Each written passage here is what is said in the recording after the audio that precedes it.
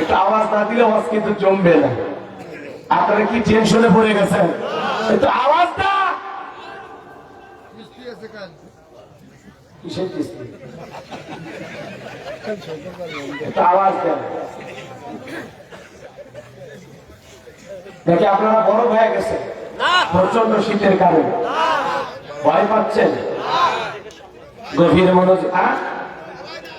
ভয় নাই? যাদের ভয় নেই তাদের আওয়াজ আসতে হয় না চলে হয়? ভয়ে ভয়ে কথা বলে কারা? যাদের ভিতরে ভয় আছে। আপনাদের ভিতরে কি কোনো ভয় আছে নাকি? কারো ক্ষতি করছেন? চুরি ডাকাতি করছেন? নিজের ভিতরে কি কোনো সংকীর্ণতা আছে? তাহলে একটু জোরে বলেন লিল্লাহি তাকবীর। সম্মানিত ভাইয়েরা আমার, আমি যে কথা বলতে চাচ্ছিলাম গভীর মনোযোগ দিয়ে কথাগুলো শুনে যান। রাস্তার দুই ঠাইতে আপনারা গাছ লাগান কিনা? বাজান গো আমার, বলেন তো যখন আইলে আসে নারগিস আছে, শনি, মির্জাউ, মিথিলি, টানা, নানান ধরনের ঘূর্ণিঝড়ের নাম আসে না? হঠাৎ করে একটা ঘূর্ণিঝড় আবিষ্কার হয়, নাম দেয় ডানা, নাম দেয় মির্জাউ, মিথিলি, সাইক্লোন, কথা বলে নাম দেয় না? এই ঝড় তুফান যখন হয় রাস্তার গাছ গাছালি গুলো ভেঙে রাস্তার উপরে পড়ে থাকে, আবার কিছু গাছ মজবুত ভাবে শিকড় নিয়ে দাঁড়িয়ে থাকে। এর নাম হলো ইস্তেকামাত থাকা, দৃঢ় থাকা, মজবুত থাকা, ভেঙে না পড়া। আপনি যখন বলবেন আমি ঈমানদার, আপনি যখন বলবেন আল্লাহ আমার রব, আমি সেই রবের গোলাম, এই পরিচয় যখন আপনি দিতে যাবেন, আপনার উপরে মামলা আসবে, হামলা আসবে, নির্যাতন আসবে, জুলুম আসবে, হাজারো জেল জুলুম নির্যাতন সহ্য করেও আপনাকে টিকে থাকতে হবে যে আমি একমাত্র আল্লাহর গোলাম। কথা বলে ঠিক কিনা? আল্লাহ আমার রব, তিনি আমার সব। রবের পথে চলতে গিয়ে আপনার উপরে মামলা আসবে, হামলা আসবে, নির্যাতন আসবে, জেল জুলুম আসবে, দেশ ছাড়া করবে, ঘর ছাড়া করবে, হাজারো নির্যাতন জুলুম সহ্য করেও আপনাকে টিকে থাকতে হবে। এর নাম হলো সুম্মাস্তাকামু, যে আমি একমাত্র আল্লাহর গোলাম, আল্লাহ ছাড়া পৃথিবীর কারো কাছে মাথা নত করা যাবে না, যাবে না। কথা বলেন ঠিক কিনা? আপনাকে ঘর ছাড়া করবে, দেশ ছাড়া করবে, শুধুমাত্র আল্লাহকে মানার কারণে। কথা বলেন, কথা বলেন। আপনি কি মনে করেন আপনি নিজেকে ইমানদার দাবি করবেন আর আপনি আপনি জান্নাতে ঢুকে যাবেন? অত সহজ? জান্নাতি মামুর বাড়ির ডাল গেলে এক ডাবু খাইতে দেবে? জান্নাতে যেতে হলে আপনাকে পরীক্ষা দিয়ে যাওয়া লাগবে। কথা বলে ঠিক কিনা? আমার আল্লাহ বলেন আহাসিবান নাসু আইয়ুতরাকু আইয়াকুলু আমান্না ওয়া হুম লা ইফতানুন। আল্লাহ বলেন মানুষেরা কি মনে করেছে ঈমানের যে কথা বললেই তাদেরকে ছেড়ে দেওয়া হবে, তাদেরকে পরীক্ষা করা হবে না। এই পৃথিবীর জমিনে যারা এসেছে, আল্লাহ তাআলা আমাদের পূর্বে যত নবী রাসূল উম্মত পৃথিবীর জমিনে আগমন করেছেন, আল্লাহ তাদেরকে পরীক্ষা করেছেন। জালেম বেঈমানরা লোহার করাতে চিরে দুই টুকরো করে ফেলে দিয়েছে, তারপরে তারা ঈমান থেকে, ইসলাম থেকে সরে যায় নাই। লোহার চিরুনি দিয়া দেহ থেকে বস্তুগুলো আশ্রয় আশ্রয়া আলাদা করে ফেলে দেওয়া হয়েছে, এরপরেও তারা ইসলাম থেকে 1 ইঞ্চি সরে যায় নাই। কথা বলেন ঠিক কিনা? এজন্য আল্লাহ আপনাকে আমাকে পরীক্ষা করে দেখবেন, আর পরীক্ষা দিয়ে উত্তীর্ণ হয়েই জান্নাতে যাওয়া লাগবে। পরীক্ষা ছাড়া মুমিনের ভাগ্যে জান্নাত জুড়বে না। পরীক্ষা দেওয়াই লাগবে। কথা বলেন। একটু মিছিল দেখে যে মিছিলের থেকে ধরে নিয়ে যাচ্ছে, তাহলে আজকে মিছিলে যাওয়ার দরকার নেই। দাড়ি টুপি দেখলেই পুলিশ ধরতেছে, সেলুনে দাড়ি কাটিয়ে দিই, অবস্থা ভালো হলে পরে দাড়ি রাখবো। এরকম সুবিধাবাদ চিন্তাবাদ ইমান নিয়ে জান্নাতে যাবেন, অত সহজ? ইসলাম আপনার ইচ্ছা মতো চলে না, ইসলাম ইসলামের গতিতে চলে। কথা বলে ঠিক কিনা? ইসলামকে থামানোর শক্তি পৃথিবীর কোন জালেমের, যারাই থামিয়ে দিতে আসবে আল্লাহ তাদেরকে থামিয়ে দেবে। কষ্ট হচ্ছে? সুম্মাস্তাকাম, ইস্তেকামাত থাকা লাগবে। হাজারো ঝড় তুফান, জালেম বেঈমানদের হাজারো বাধা, ইমানদার বুলেটের সামনে দাঁড়াবে, বুলেটকে গোলাপের পাপড়ি হিসেবে গ্রহণ করবে, এরপরে কোন বেঈমানের কাছে মাথা নত করবে না। একজন ইমানদারকে কেনার শক্তি পৃথিবীর কারণে আছে? আমরা ইমানদার, আমরা আসছি আল্লাহর গোলামি করার জন্য, না আমেরিকার গোলাম, না ভারতের গোলাম। আমরা হলাম আমাদের রবের গোলাম। কথা স্পষ্ট? চলেন আলোচনার গভীরে যাই। আমার আল্লাহ বলেন, ইন্নাল্লাযীনা ক্বালু রাব্বুনাল্লাহ। আমার আল্লাহ ডেকে বলেন, নিশ্চয়ই যারা বলে আমাদের রব আল্লাহ, ও দিনাজপুরের মুসলমানেরা ডান হাতটা তুলে শাহাদাত আঙ্গুলে দ্বারা ইশারা করে আসমানের দিকে তাকায় চিৎকার মেরে বলেন তো আমাদের রব কে? আল্লাহ। আরেকটু জোরে বলেন কে? আল্লাহ। আরেকটু ভালোবেসে ডাকেন আল্লাহ। আরেকটু জোরে বলেন আল্লাহ। আল্লাহ। আল্লাহু আকবার। হাত নামান আমার ভাইয়েরা, গভীর মনোযোগ দিয়ে কথাগুলো শুনে যান বাজান। আমি যে কথা বলতে চাচ্ছিলাম, এই যে আল্লাহ আল্লাহ বলে ডাক দিলাম, আমাদের আল্লাহ খুশি না বেজার? দুনিয়াতে যদি বাবাকে ডাক দেন, ও বাবা বাবা, ও বাবা বাবা, বাবা রাগান্বিত হয়ে বলা তো বাবা বাবা করিস কেন, তোর কি মরণের বিঘের উঠছে? মাকে যদি ডাক দেন মা, ও মা মা মা, ও মা মা, মাও রাগান্বিত হয়ে বলা তো মিয়া মেয়ে করিস কেন, বিয়ে দিলে 2 বাচ্চার বাবা হয়ে যাবি, মিয়া মেয়ে ছাড়বি না। অতিরিক্ত মা মা বললে মাও বিরক্ত হয়, অতিরিক্ত বাবা বললে বাবাও বিরক্ত হয়। কিন্তু এমন এক সৃষ্টিকর্তা, এমন এক স্রষ্টা, এমন এক আল্লাহ পেয়েছি, কোটি কোটি বার ডাক দিল বিরক্ত হন না যিনি, তিনি কে? আল্লাহ রাব্বুল আলামিন বলেন, ইন্নাল্লাযীনা ক্বালু রাব্বুনাল্লাহ, নিশ্চয় যারা বলে আমাদের রব আল্লাহ। রূহের জগতে আল্লাহ রাব্বুল আলামিন আপনাকে আমাকে প্রশ্ন করলেন, আলাস্তু বিরাব্বিকুম, আমি কি তোমাদের রব নই? আমরা সেদিন সবাই জবাব দিয়ে বলেছিলাম, ক্বালু বালা, অবশ্যই আপনি আমাদের রব। এই পৃথিবীর জমিনে আসার পরে আল্লাহ রাব্বুল আলামিন সর্বপ্রথম যে আয়াতে কারিমা নাযিল করলেন, ইকরা বিইসমি রাব্বিকাল্লাযী খালাক, পরে তোমার রবের নামে যিনি তোমাদেরকে সৃষ্টি করেছেন। এই আয়াতের ভিতরে রব শব্দ আছে না নাই? এই রবের জ্ঞান শিক্ষা দেওয়া হয় কোথায়? স্কুল কলেজ নাকি মাদ্রাসায়? ঢাকা দেখেন মাদ্রাসার ছোট ছোট বাচ্চারা কি সুন্দর বৈশা বৈশা পেশাব করে ঢেলেগুলো ব্যবহার করে। আর কত ছেলে কলেজে পড়াশোনা করে, হুন্ডা নিয়ে ঘোরাফেরা করে, রাস্তার মধ্যে হুন্ডাটা ব্রেক করে সেন্টার টান দিয়ে কুকুরের মতো দাঁড়া থেকে পেশাব করে। বসে না, খালি পায়ের মধ্যে পার্থক্য, কুকুরের 4 পা আর মানুষের 2 পা, স্বভাব হলো কুকুরের মতোই। কুকুর পেশাব করে বানি নেয়, কুকুর কি বৈশা পেশাব করে? তাহলে যারা তুপা মুসলমান দাঁড়িয়ে থেকে পেশাব করে ওরা কথা থাকে, ওরাও কুকুরের স্বভাব পাইছে। মনে রাখবেন, শোনেন, হাদিস শরীফের ভিতরে আসছে যারা পেশাব থেকে পবিত্রতা অর্জন করে না, এই কারণে আল্লাহ তাআলা তাদের কবরের ভিতরে শাস্তি দিবেন, আযাব দিবেন। শুধুমাত্র পেশাব থেকে পবিত্র না হওয়ার কারণে কবরে আযাব হবে, শাস্তি হবে। তাহলে পেশাব করে পানি নেওয়া দরকার আছে, ঢেলেগুলো ব্যবহার করার দরকার আছে।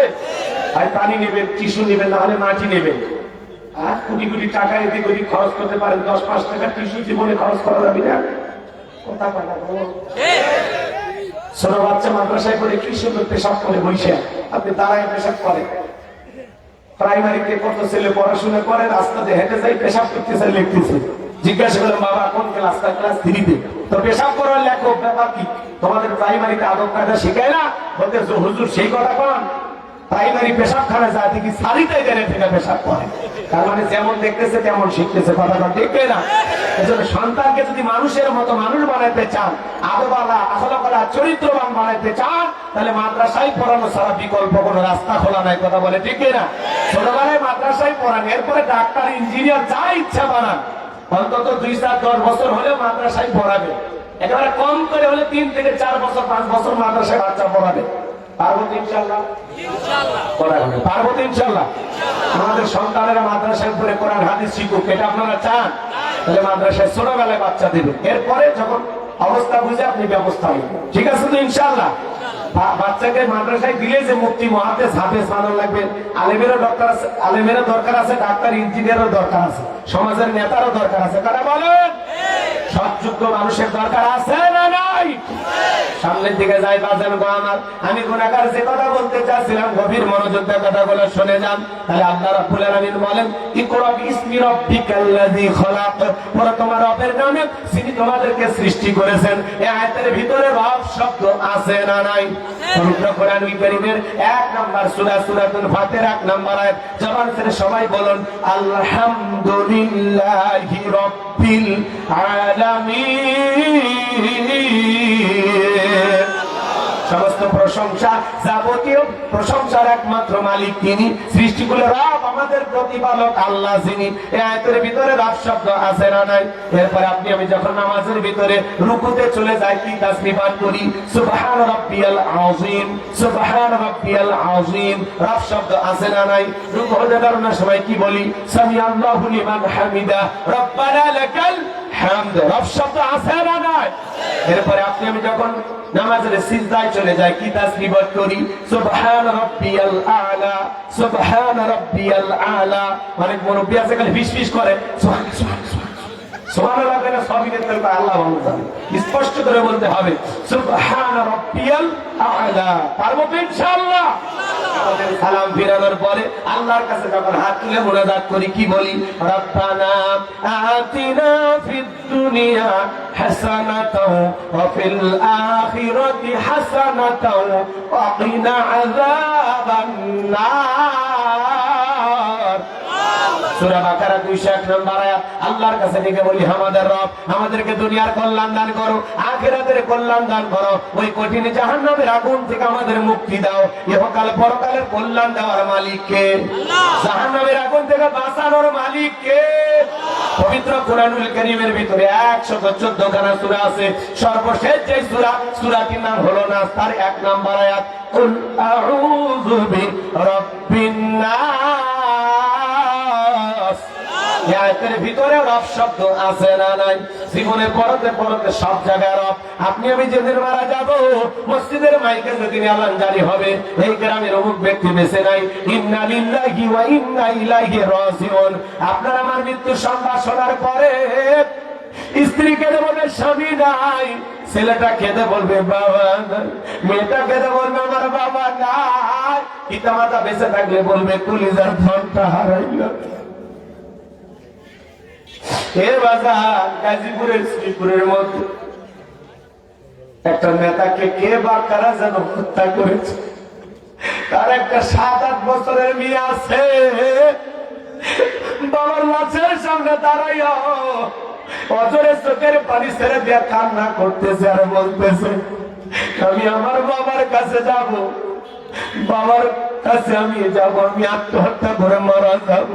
7-8 বছরের মেয়েটা দেখে বলে, আব্বু দরজায় এসে আমাকে পরি পরি বলে ডাক দিত, বাবা আমারে মজা খাওয়াইতো, মোটর সাইকেলে নিয়ে ঘুরতো, বাবা ছাড়া আমি বাঁচতে পারবো না, বাবা আমার আত্মা, বাবা আমার কলিজা, বাবা আমার দুনিয়া। ছোট্ট মেয়েটা বাবার লাশ ধরে হাউমাউ করে কাঁদে, কে দেবে ছোট্ট মেয়েটারে সান্ত্বনা? যে বাচ্চাগুলো ছোটবেলায় বাবা মাকে হারায়, ওই সন্তানগুলো জানে মার বাবাকে হারানোর যন্ত্রণা কত। এই ছোট্ট মেয়েটার কান্না দেখে আমি কান্না থামাইতে পারি নাই।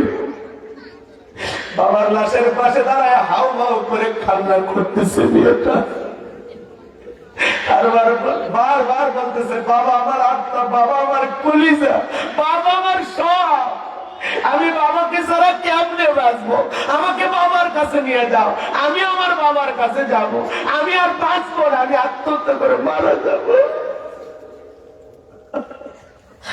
মেয়েটার কান্না পুরো পৃথিবীর মানুষকে কাঁদিয়ে দিল। যে নিষ্ঠুরা তার বাবাকে হত্যা করেছে, ওই খুনিদের অন্তরে মায়া হবে না?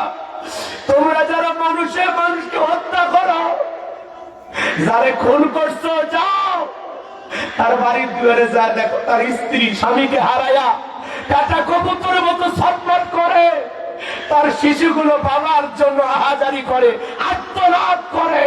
যারা মানুষ হয়ে মানুষকে হত্যা করে, এরা পশু, এরা পশু। কথা বলে ঠিক না? তুমি যদি কাউরে হত্যা করো, মনে রাখবা একদিন তোমাকেও হত্যা হতে হবে, তুমি বাঁচবা না। আজকে মেয়েটা অজরে কান্না করতেছে। আমার ভাই, আপনি আমি যেদিন মারা যাবো, এ বাজার আত্মীয় স্বজন সবাই আসবে আপনাকে আমাকে শেষ বিদায় দেওয়ার জন্য। দামি বাড়ি বানাইছেন, বিল্ডিং বানাইছেন, দামি ওয়াশরুমটা বানাইছেন, জীবনের শেষ বছর ওই চাইনা টাইল দিয়ে বানানো ওয়াশরুমে হবে না। আপনাকে ঘর থেকে বের করে চোখের উপরে শোয়া দিবে, কেউ যাবে বাচ্চারে বাঁশ কাটার জন্য, কেউ যাবে কোদান দিয়ে কবর খনন করার জন্য, কেউ দৌড়ে যাবে দোকানে কাফনের কাপড় কেনার জন্য। বড়ই বাজার গরম পানি দিয়া থেকে রঙিন পোশাক খুইলা গোসল করা দিয়া আতর সুরমা লাগাইয়া জনমের মতো সাজাইয়া সাদা কাপড়ে চকলেটের মোড়াইয়া মসজিদের খাটিয়াতে তুইলা যুবক রে, তুমি মসজিদে না গেলে কি হবে? তোমার মৃত্যু হলে মসজিদের খাটিয়াটা একদিন তোমার দুয়ারে ঠিকই চলে আসবে। ওই মসজিদের খাটিয়াতে তুইলা 4 জন বরযাত্রী ধরে 1 পা 2 পা করে কবরের দিকে আগায় নিয়ে যাবে। এরপরে কবরে 3 জন মানুষ নামবে, লাশটা কবরে রাইকে কেবলামুখী কইরা একে একে সবাই কবর দিকে উঠে আসবে বাজার। এরপরে বাঁশগুলো কবরের উপরে বিছায়া দিবে, ছাটাই পেরে কবরে মাটি দিয়া দেবে, দিয়া সবাই এক যখন বাড়ি থেকে রওনা করবে, কবরে থাকা ব্যক্তি তাদের পায়ের আওয়াজ শুনতে পেয়ে চিৎকার মেরে ডেকে বলবে, আমাকে একাই যায় না, আমাকে সঙ্গে নিয়ে যাও। কবরে থাকা ব্যক্তির চিৎকার দুনিয়ার কেউ শুনতে পাবে না। আমার নবী বলেন যে কবরে চলে গেল তার চাইতে অসহায় আর কেউ নাই। আল্লাহ রাসূল বলেন, ক্বালা রাসূলুল্লাহি সাল্লাল্লাহু আলাইহি ওয়াসাল্লাম, ইন্নামাল কুবুর রাউযাতুম মিন রিয়াদিল জান্নাহ আও হুফরাতুম মিন হুফারিন নার, রাওয়াহু তিরমিজি। আমার নবীজি ডেকে বলেন, যে ব্যক্তির আমল ভালো, মৃত্যুর সঙ্গে সঙ্গে আল্লাহ তাআলা তার কবরটাকে জান্নাতের বাগান বানিয়ে দিবেন, বলেন সুবহানাল্লাহ। আর যে ব্যক্তির আমল খারাপ, ও হুফরাতুম মিন হুফারিন নার, তার কবরটা হয়ে যাবে জাহান্নামের আগুনের গর্ত। একবার যদি কারো কবর জাহান্নামের আগুনের গর্ত হয়ে যায়, একবার যদি কেউ গুনাহ নিয়ে কবরে যায়, ওই কবরের ডানের মাটি বামে চলে যাবে, বামের মাটি ডানে চলে যাবে, এমন জোরে সাপ দেবে বাজান, এক পাজরের আর অন্য পাজরে ঢুকে যাবে। কবরে থাকা বিষাক্ত সাপ সমান মারবে, অন্ধ ফেরেশতা আছে, চোখে দেখে না, কানে শোনে না, হাতুড়ি দিয়ে বাড়াইতে থাকবে। ওই কবর বড় কঠিন জায়গা। নবীর প্রিয় সাহাবী হযরত ওসমান রাদিয়াল্লাহু তাআলা আনহু কবর থেকে অজরে কান্না করতেন। সাহাবীরা বলতেন, ভাই ওসমান, আপনি কবর দেখে কেন কান্না করেন? হযরত ওসমান বলে, এই কবর হলো প্রত্যেকটা মানুষের প্রথম মঞ্জিল, প্রথম ঘাঁটি, প্রথম স্টেশন। ওই কবরের ভিতরে 3টা প্রশ্ন করা হবে, যে সঠিক উত্তর দিতে পারবে তার মিজান ফুল সিরাতে কোনো টেনশন নাই, যে উত্তর দিতে পারবে না তার কিন্তু বাঁচার কোনো উপায় নাই। ওই কবরের ভিতরে 1 নাম্বার প্রশ্ন করা হবে, মার রব্বুকা, তোমার রব কে? বুঝতে পারছেন? সেই রুহের জগৎ থেকে কবর পর্যন্ত নিয়ে আসলাম, জীবনের সব জায়গায় কি রব। যে একজন মাথা সোজা করে যায়, তারা তো জান্নাতের টিকিট কনফার্ম করে আছে। আপনি কবরের অসুবিধা, মৃত্যুর অসুবিধা চলে যান, মাজা সোজা করে বাড়ি পর্যন্ত যাইতে পারবে। হাত তুলে যে ওয়াদা দিলেন, ওয়াদা ভঙ্গ করা কিসের লক্ষণ? মুনাফিকের লক্ষণ। নিজের জবান ঠিক রাখবেন না। আমি কি খারাপ কিছু বলতেছি? কথা খারাপ কিছু বলতেছি? আপনার একটু ভয় লাগে? আপনি মরবেন না। আজকের মাহফিল থেকে আপনি বাড়ি পর্যন্ত যেতে পারবেন, গ্যারান্টি আছে? দুনিয়াতে থাকার জায়গা কেউ থাকবে না।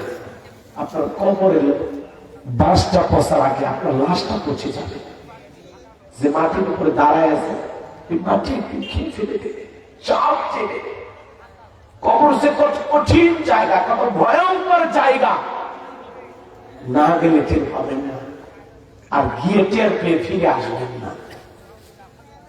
যারা কবরে চলে গেছে, আমার একটা সিজদা দেওয়ার জন্য আফসোস করতেছে, একবার সুবহানাল্লাহ পড়ার জন্য আফসোস করতেছে, মালিকের ইবাদত করার জন্য বলতেছে, আল্লাহ একটা বার দুনিয়ায় পাঠাও, এইবার তোমার গোলামি ছাড়া আর অন্য কোনো কাজ করব না, একবার পাঠাও।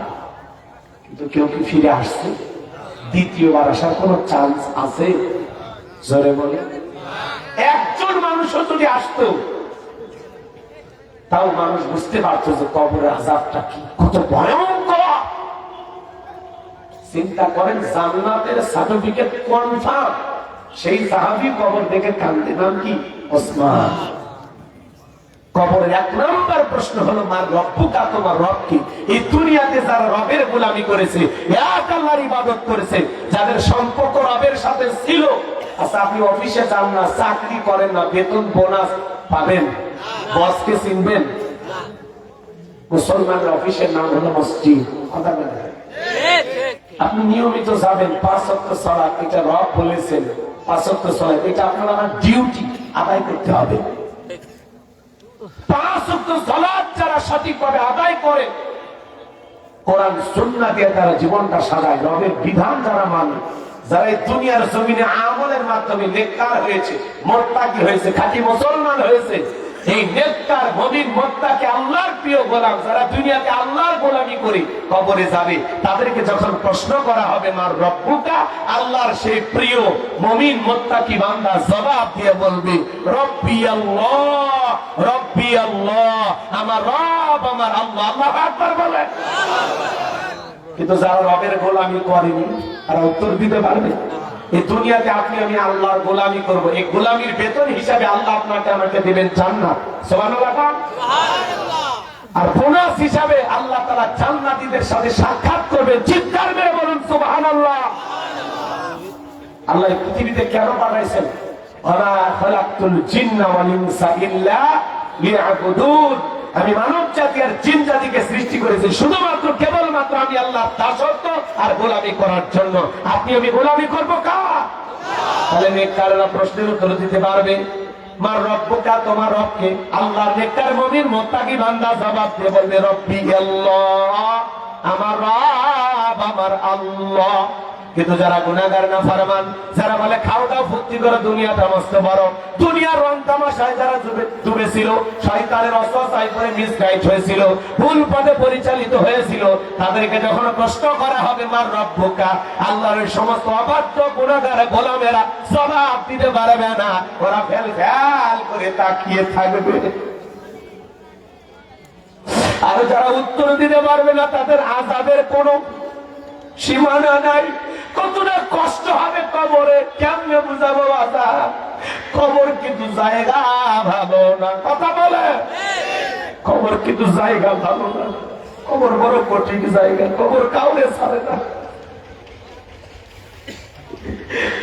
6 দিন পরে নখ খসে যাবে, 9 দিন পরে চুল। কবর গায়ের সামান নিতে কইরো না কেউ ভুল। কবর জায়গা ভালো নয়, কবর জায়গা ভালো নয়। আমল দিয়ে কবর গৃহ সাজিয়ে নিতে হয়। 17 দিনে পেট ফেটে শেষ প্রকার খাদ্য হবে। 7 দিন পরে গোস্তা গাবে না, কঙ্কাল পরে রবে। 90 দিনে হাড়গুলি সব, 90 দিন হাড়গুলি সব আলাদা হয়ে রয়। কবর জায়গা ভালো নয়, কবর জায়গা ভালো নয়।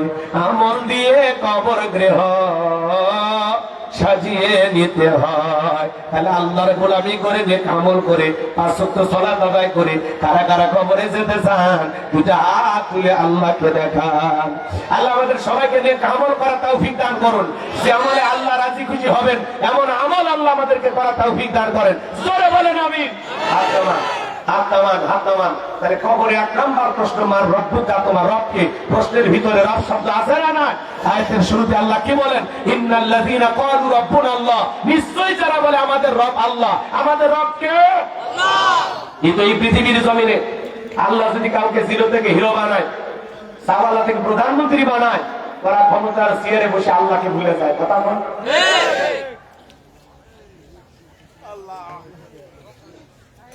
একজন ব্যক্তিকে আল্লাহ জিরো থেকে হিরো বানাইছিল, এর নাম ছিল কাবুস। সংক্ষিপ্ত কিছু একটু ঘটনা বলি, তাছাড়া আপনারা বুঝবেন না। রাগ করতেছেন আমার কথায়? আমি কিছু বলবো, আমার দিকে তাকান। এর নাম ছিল কাবুস। বলকে বলা হতো, কিপ্তিদের তরফ থেকে নাম ছিল রামশিস। এ ছিল ভবঘুরে যুবক, এলাকায় কোনো কাজকর্ম নাই। ভবঘুরে যুবক মানে বোঝেন না? যারা ইয়াবা, ফেন্সিডিল, গাঁজা মদ খায়, গাছও থাকতে পারে ভাইজান সাইড দেন। বউ যদি দরজা খোলে, অমুকের বাপ তুমি ঢোলকা, মা তুই বুঝবো না, আজ একটু বেশি পরিমাণে মাল খাসি। এরকম নেশা করা আছে না? না। সন্ধ্যা হলে ঘর দরজা বন্ধ করে জিকির করে ইক যাবা, ইক যাবা, ইক যাবা। মা বাবা চিন্তা করে, বাবা এটা কিসের ট্যাবলেট? 64 বলা ব্যথা। কিচ্ছু বোঝার দরকার নেই। যে একা দেয় নইলে তোর মাথা ফাড়াবো। এরকম নেশাখোর আছে না নয়? যারা ইয়াবা ফেন্সিডিল গাঁজা মদ খাও, এ যুবক শোনো, যেই মুখে মা সেই মুখে মাদক তোলা যাবে না। কথা বলেন। নেশাদ্রব্য পান করা জায়েজ না হারাম? এই পৃথিবীর জমিনে যারা শরাব পান করবে, মদ পান করবে, তাদের জন্য জান্নাত হারাম। কথা বলে ঠিক না? যুবক, মদ পান করা যাবে না, ইয়াবা ফেন্সিডিল গাঁজা মদ খাওয়া যাবে না, নেশাদ্রব্য করা, নেশাদ্রব্য পান করা যাবে না। আশেপাশে যিনি যারা খায়, মানুষ কি তাদেরকে ভালো বলে? কি বলে? টোকায়। যারা নেশাদ্রব্য পান করে এরা ভালো স্বামী হতে পারে না, এরা ভালো বাবা হতে পারে না, সমাজের মানুষ তাদেরকে ভালো চোখে দেখে না। কথা বলে ঠিক কিনা? এরা সমাজের ভাইরাস। যারা নেশাদ্রব্য পান করে একটা পরিবারের অভিশাপ। কথা বলেন। তবে দিনাজপুরে অবশ্য কোনো ছেলে মেয়েগুলো খায় না। আরে না, এদিকে গেলে বুঝেই না, এদিকে আছে। কে কে খায় হাত তোলেন তো দেখে। এখন তো সবার লারুল। তাহলে যুবক যারা আছে নিয়ত করবা কি আজকে থেকে যে হুজুর জীবনে কোনোদিন ইয়াবা ফেন্সিডিল গাঁজা মদ খাবো না, নিশাদ্রব্য পান করবো না, ইনশাআল্লাহ। আল্লাহ কবুল করে। জোরে বলেন আমিন। হে যুবক, ওই ইয়াবা ফেন্সিডিল গাঁজা মদ না খাইয়া ওই টাকাটা জমাইয়া বউরে 3 পিস কিনে দাও।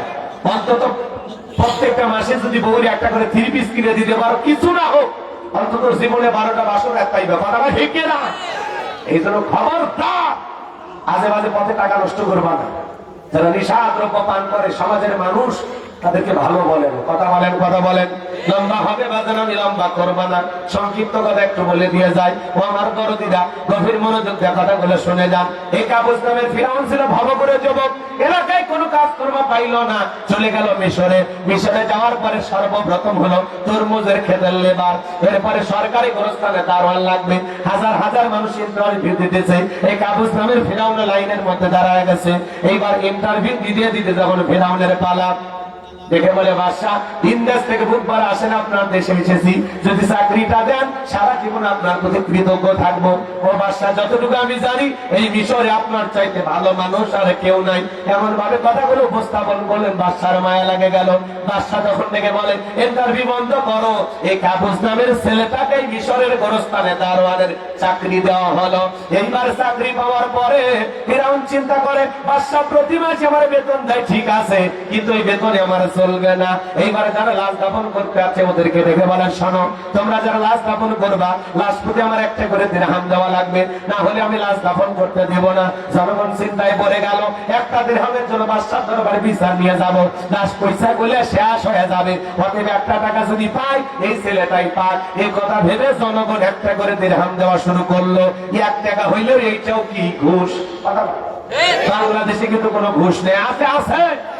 শোনো, এই দেশটার গল্প করি, দেশটা মনে হয় স্বপ্ন পুরি, শুধু খোর ঘুষখোর মাদখোর জুয়াখোর এটাই আছে ভুরি ভুরি, এটাই আছে ভুরি ভুরি। এ দেশে অসৎ কামাই কেউ করে না, তবে ঘুষের টাকা পেলে কেউ তো ছাড়ে না।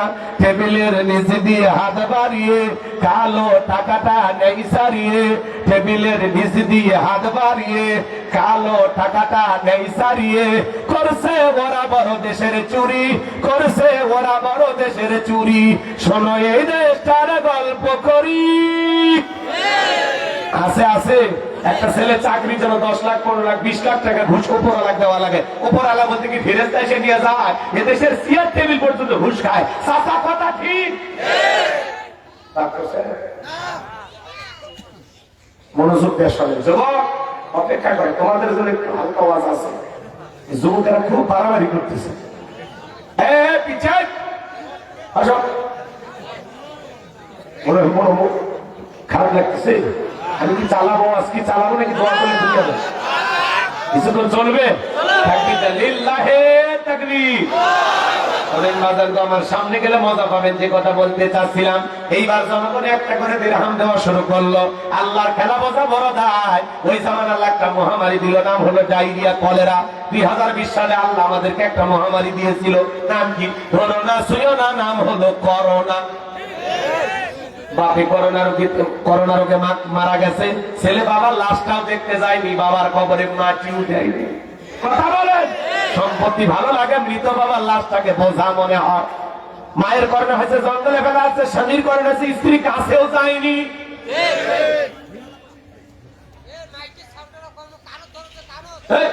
সাউন্ড নাই, আমি সাউন্ড পাচ্ছি না, আপনি আমার কাছে আসেন তো। ঠিক পেয়ে গেছে, কিছুক্ষণ সহ্য করেন। ভাই মাইকের তলে বসেন, তলে আর কাছে আসেন। গভীর মনোযোগ দিয়ে কথা বলে শুনে যান বাজান, মন খারাপ করবেন। আমি যে কথা বলতে চাচ্ছিলাম, করোনা মহামারী আমাদেরকে বুঝিয়ে দিয়েছে দুনিয়াতে কেউ কারো আপন না। শুনছে তার করোনা, ওই ভাগ্যে কেউ যায়নি ভাই, কথা ঠিক। স্বামীর করোনা সে স্ত্রীর কাছে যায়নি, ভাঙ্গা একটা প্লেটে খাবার টাবার রেডি কইরা লম্বা একটা বাঁশের লাঠি দিয়ে ঠেলা দিয়ে স্বামীর ঘরে খাবার ঢুকে দিচ্ছে, কাছেও যায়নি। কথা কম। স্বামী যখন সুস্থ হয়েছে তখন মুখ পুষে দেওয়ার পর বাপ, আমি তো তোমার কত ভালোবাসতাম গো, আমি তাহাজ্জুদ করে তোমার জন্য দোয়া করছি, আল্লাহ আমার সেলিমের বাপকে তুমি বাঁচায়া দাও। আল্লাহ আমার সেলিমের বাপকে বাঁচাতেছে, আল্লাহ আল্লাহ আমার স্বামী বেঁচে এসছে, সুস্থ হয়েছে, কত কি প্রশংসা করতেছে। স্বামী তখন বলতেছে, তুই যে আমারে কত ভালোবাসিস তার প্রমাণ আমি অসুস্থ থেকে পাইছি। তুই আমারে ভালোবাসিস মানে আমারে তুই বাঁশ দিয়ে খাওয়াইছিস। কতক্ষণ ঠিক কিনা আমার ভাইয়েরা করোনা মহামারী বুঝে দিয়েছে দুনিয়াতে কেউ কারো আপন না। আমি যে কথা বলতে চাচ্ছিলাম বাজার, ওই ডায়রিয়া কলেরা হাজার হাজার মানুষ মারা যায়, তখন এত ডাক্তার হাসপাতাল ছিল না। ফেরাউনের পকেটে টাকা ওঠে, টাকা পাইতে পাইতে এত টাকার মালিক হয়ে গেল, টাকা রাখারই আর কোনো জায়গা নেই। বাদশাহ দরবারে একদিন চলে আসছে, বাদশাহ আমার কাছে কিছু টাকা পয়সা হয়ে গেছে, এলাকায় যারা গরিব মানুষ আছে খাজনা দিতে পারে না, আমি একটু দুঃখী মানুষের সেবা করতে চাই। এবার ঢোল পিটায় দেওয়া হলো, গোরস্থানে দারোয়ান তোমাদের খাজনা পরিশোধ করে দিবে, দুঃখী মানুষকে একটু সহযোগিতা করবে। হাজার হাজার মানুষ পরের দিন বাদশার দরবারে লাইন দিয়েছে। এইবার কাবুস নামের ফিরাউন সেই টাকাগুলো দিয়া জনগণের খাজনা পরিশোধ করে দিল। টাকাগুলো ছিল কার? জনগণের। কথা কেন খালি সিস্টেমে দিয়ে ফাও ফাও বাহাবা নিতেছে। ওই যে আমাদের আঞ্চলিক ভাষা একটা কথা আছে, মাছের তেল দিয়া মাছ ভাজা, কথা বোঝেন নাই? জনগণকে দিয়ে দিল। সমস্ত জনগণ যায় আর বলে, হারে রাজ্যের বাদশা যদি এই ব্যক্তি না হইয়া গোরস্থানের ছেলেটা হইতো, না জানি আমাদের কপাল খুলে যেত। নির্বাচনের আগে একটু জনসেবামূলক কাজ করা দরকার আছে না নাই? আমার এলাকায় এক নেতা নির্বাচনের আগে এলাকায় ইট পাড়তেছে, ইট কাঁচা রাস্তা ইট পাড়তেছে। মানুষজন বলে, বাবা এখনো তো নেতা হয় না, ইট পাড়তেছে, ব্যাপারটা কি? বলে, শোনেন, বৃষ্টি হওয়ার পরে যে পরিমাণে কাদা হয়, আপনাদের ছেলে স্কুলে যাইতে পারে না, আপনারা হাটে বাজারে যাইতে পারেন না, মাঝে মাঝে আপনাদের দুঃখের কথা মনে হলে রাতে আমার ঘুম আসে না।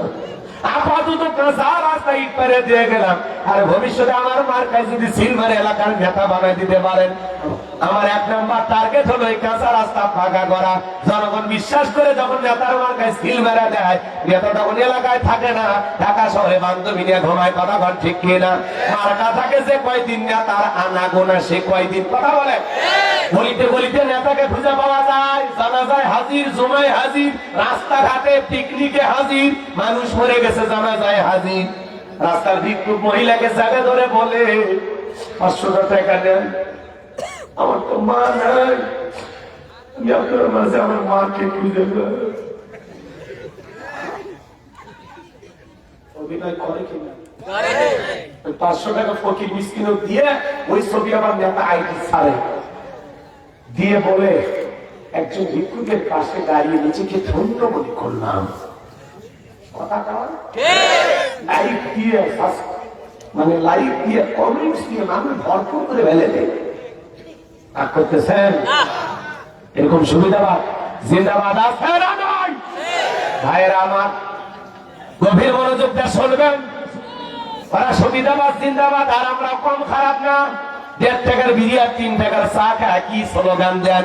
বন্ধুরায়ের চরিত্র ফুলের মতো পবিত্র, নামাজ পড়া করত, গাঁজা খায় 5 ওয়াক্ত, ঘুম চুরিতে পাকা ভক্ত, শয়তানের 1 নাম্বার ভক্ত, হুজুরের জন্য খুবই শক্ত, ছুটে খাই গরিবের রক্ত। পোস্টার লেখা আছে, গরিবের বন্ধু, ভোট দিয়ে দেখেন গরিবের কয় নম্বর শত্রু। একটা বয়স্ক ভাতার কাঠ নিবার গেলে 2-4 হাজার খায়। কথা বলেন আছে না নয়? রাস্তার বরাদ্দ হয় 5 কোটি টাকা, উপর থেকে নিচ পর্যন্ত ভাগাভাগি করতে করতে 4 কোটি শেষ। কোনো মতে 1 কোটি টাকা দিয়া ওই পাথর গুলো আলকাতরা দিয়ে কালো করে ছিঁড়ে দেয়, ছাগল পেশাব করলে ফেলছিয়া পায়। এরকম দুর্নীতি আছে না? বাংলাদেশে উন্নয়নের নামে দুর্নীতির মহা উৎসব চলে, জনগণের পকেট ডাকাতি করে। কথা বলে যারা দুর্নীতি করে ওরা আছে, পালিয়ে গেছে, আসেই তো একেবারে শেষ হবি। কথা বলে পালিয়ে গেছে। যে বাপরে ঠিকানা মনে দিয়ে গেছে, ভারত পাইয়ে গেছে, মানে ঠিকানা জানেন। উনি অহংকার করে বলতেন তারেক জনাব, এই যে আজকে তারেক সাহেব আসছে না, কথা বলেন, বিএনপির ভারপ্রাপ্ত চেয়ারম্যান জনাব তারেক রহমান বাংলাদেশে আসছে না, উনি বক্তব্য দিয়েছেন আজকে এ জাতির উদ্দেশ্যে চমৎকার কিছু বক্তব্য দিয়েছেন। তার সেই 15-16 মিনিটের বক্তব্য আমি শুনেছি, খুবই গুরুত্বপূর্ণ বক্তব্য দিয়েছেন। বিশেষ কিছু কথা উনি জোর সহকারে বলেছেন। জনাব তারেক রহমানের বক্তব্যের মধ্যে উনি এই কথা বলেছেন যে মহানবী সাল্লাল্লাহু আলাইহি সাল্লামের ন্যায় পরায়ণতা দিয়া, রাসূল আকরাম সাল্লাল্লাহু আলাইহি সাল্লামের আদর্শ দিয়া, ন্যায় বিচার দিয়া আমরা বাংলাদেশে রাষ্ট্র পরিচালনা করব ইনশাআল্লাহ। তার মানে তিনি এই জমিনে রাসূল আকরাম সাল্লাল্লাহু আলাইহি সাল্লামের ন্যায় বিচার কায়েম করতে চান। আল্লাহু আকবার বলেন। এই কথাটা তিনি বলেছেন এবং বারবার বলেছেন আল্লাহর শুকরিয়া। রব্বুল আলামিনের কাছে আমি দোয়া করি, আল্লাহ আপনি আমাকে এই দেশে আসা সুযোগ করে দিয়েছেন, এজন্য তিনি বারবার আল্লাহর শুকরিয়া আদায় করেছেন। এবং তিনি কয়েক মিনিটের বক্তব্যে বলেছেন, আমরা মনে করেছিলাম যে হয়তোবা শরীফ ওসমান হাদি ভাইকে আমরা অনেকে ভুলে গেছি, কিন্তু না, বিএনপির ভারপ্রাপ্ত চেয়ারম্যান যখন বক্তব্য দিলেন শহীদ শরীফ ওসমান ভাইকে স্মরণ করে বললেন যে শরীফ ওসমান যে গণতন্ত্রের কথা বলতেন, যে ন্যায় বিচারের কথা বলতেন, যে আদর্শ বাংলাদেশে কায়েম করার কথা বলতেন, আমরা শরীফ ওসমানের সেই আদর্শ এই জমিনে কায়েম করব, বলেন আল্লাহু আকবার। আমার সবচেয়ে তার এই কথাটা ভালো লাগছে যে রাসূল আকরাম সাল্লাল্লাহু আলাইহি সাল্লাম যেভাবে রাষ্ট্র পরিচালনা করেছেন, ন্যায় বিচার ইনসাফ প্রতিষ্ঠিত করেছেন, উনি বলেছেন রাসূলের আদর্শ দিয়া আমি এই জমিনে ইনসাফ প্রতিষ্ঠিত করার সর্বোচ্চ চেষ্টা করব। আল্লাহু আকবার, আল্লাহু আকবার। ধন্যবাদ জানাই বিএনপির ভারপ্রাপ্ত চেয়ারম্যান জনাব তারেক রহমানকে। উনি যে কথা বলেছেন এই কথা যেন আল্লাহ ওনাকে আমল করা তৌফিক দান করেন, জোরে বলেন আমিন। এবং তিনি বক্তব্য দিতে গিয়ে এক সময় আবেগে বলেছেন যে আমার মা অসুস্থ হয়ে হাসপাতালে শুয়ে আছে, আপনারা জানেন আমার মা এই দেশ আর মাটির জন্য কি করেছেন। অবশ্যই আমরা জানি উনি তিনবারের প্রধানমন্ত্রী ছিলেন, দেশ নেত্রী বেগম খালেদা জিয়া, আপসের নেত্রী যাকে বলা হয়, অসুস্থ শরীর নিয়ে জেল খেটেছেন, নির্যাতন জুলুম সহ্য করেছেন, দেশ থেকে পালিয়ে যাননি, এখনো ঢাকার এভারকে হাসপাতালে চিকিৎসাধীন অবস্থা আছেন, জীবন মৃত্যুর সন্ধিক্ষণে। তিনি বলেছেন আমার মনটা আমার মায়ের বিছানার পাশে পড়ে থাকে, আমি বিদেশে থাকতাম আর মার কথা বারবার ভাবতাম।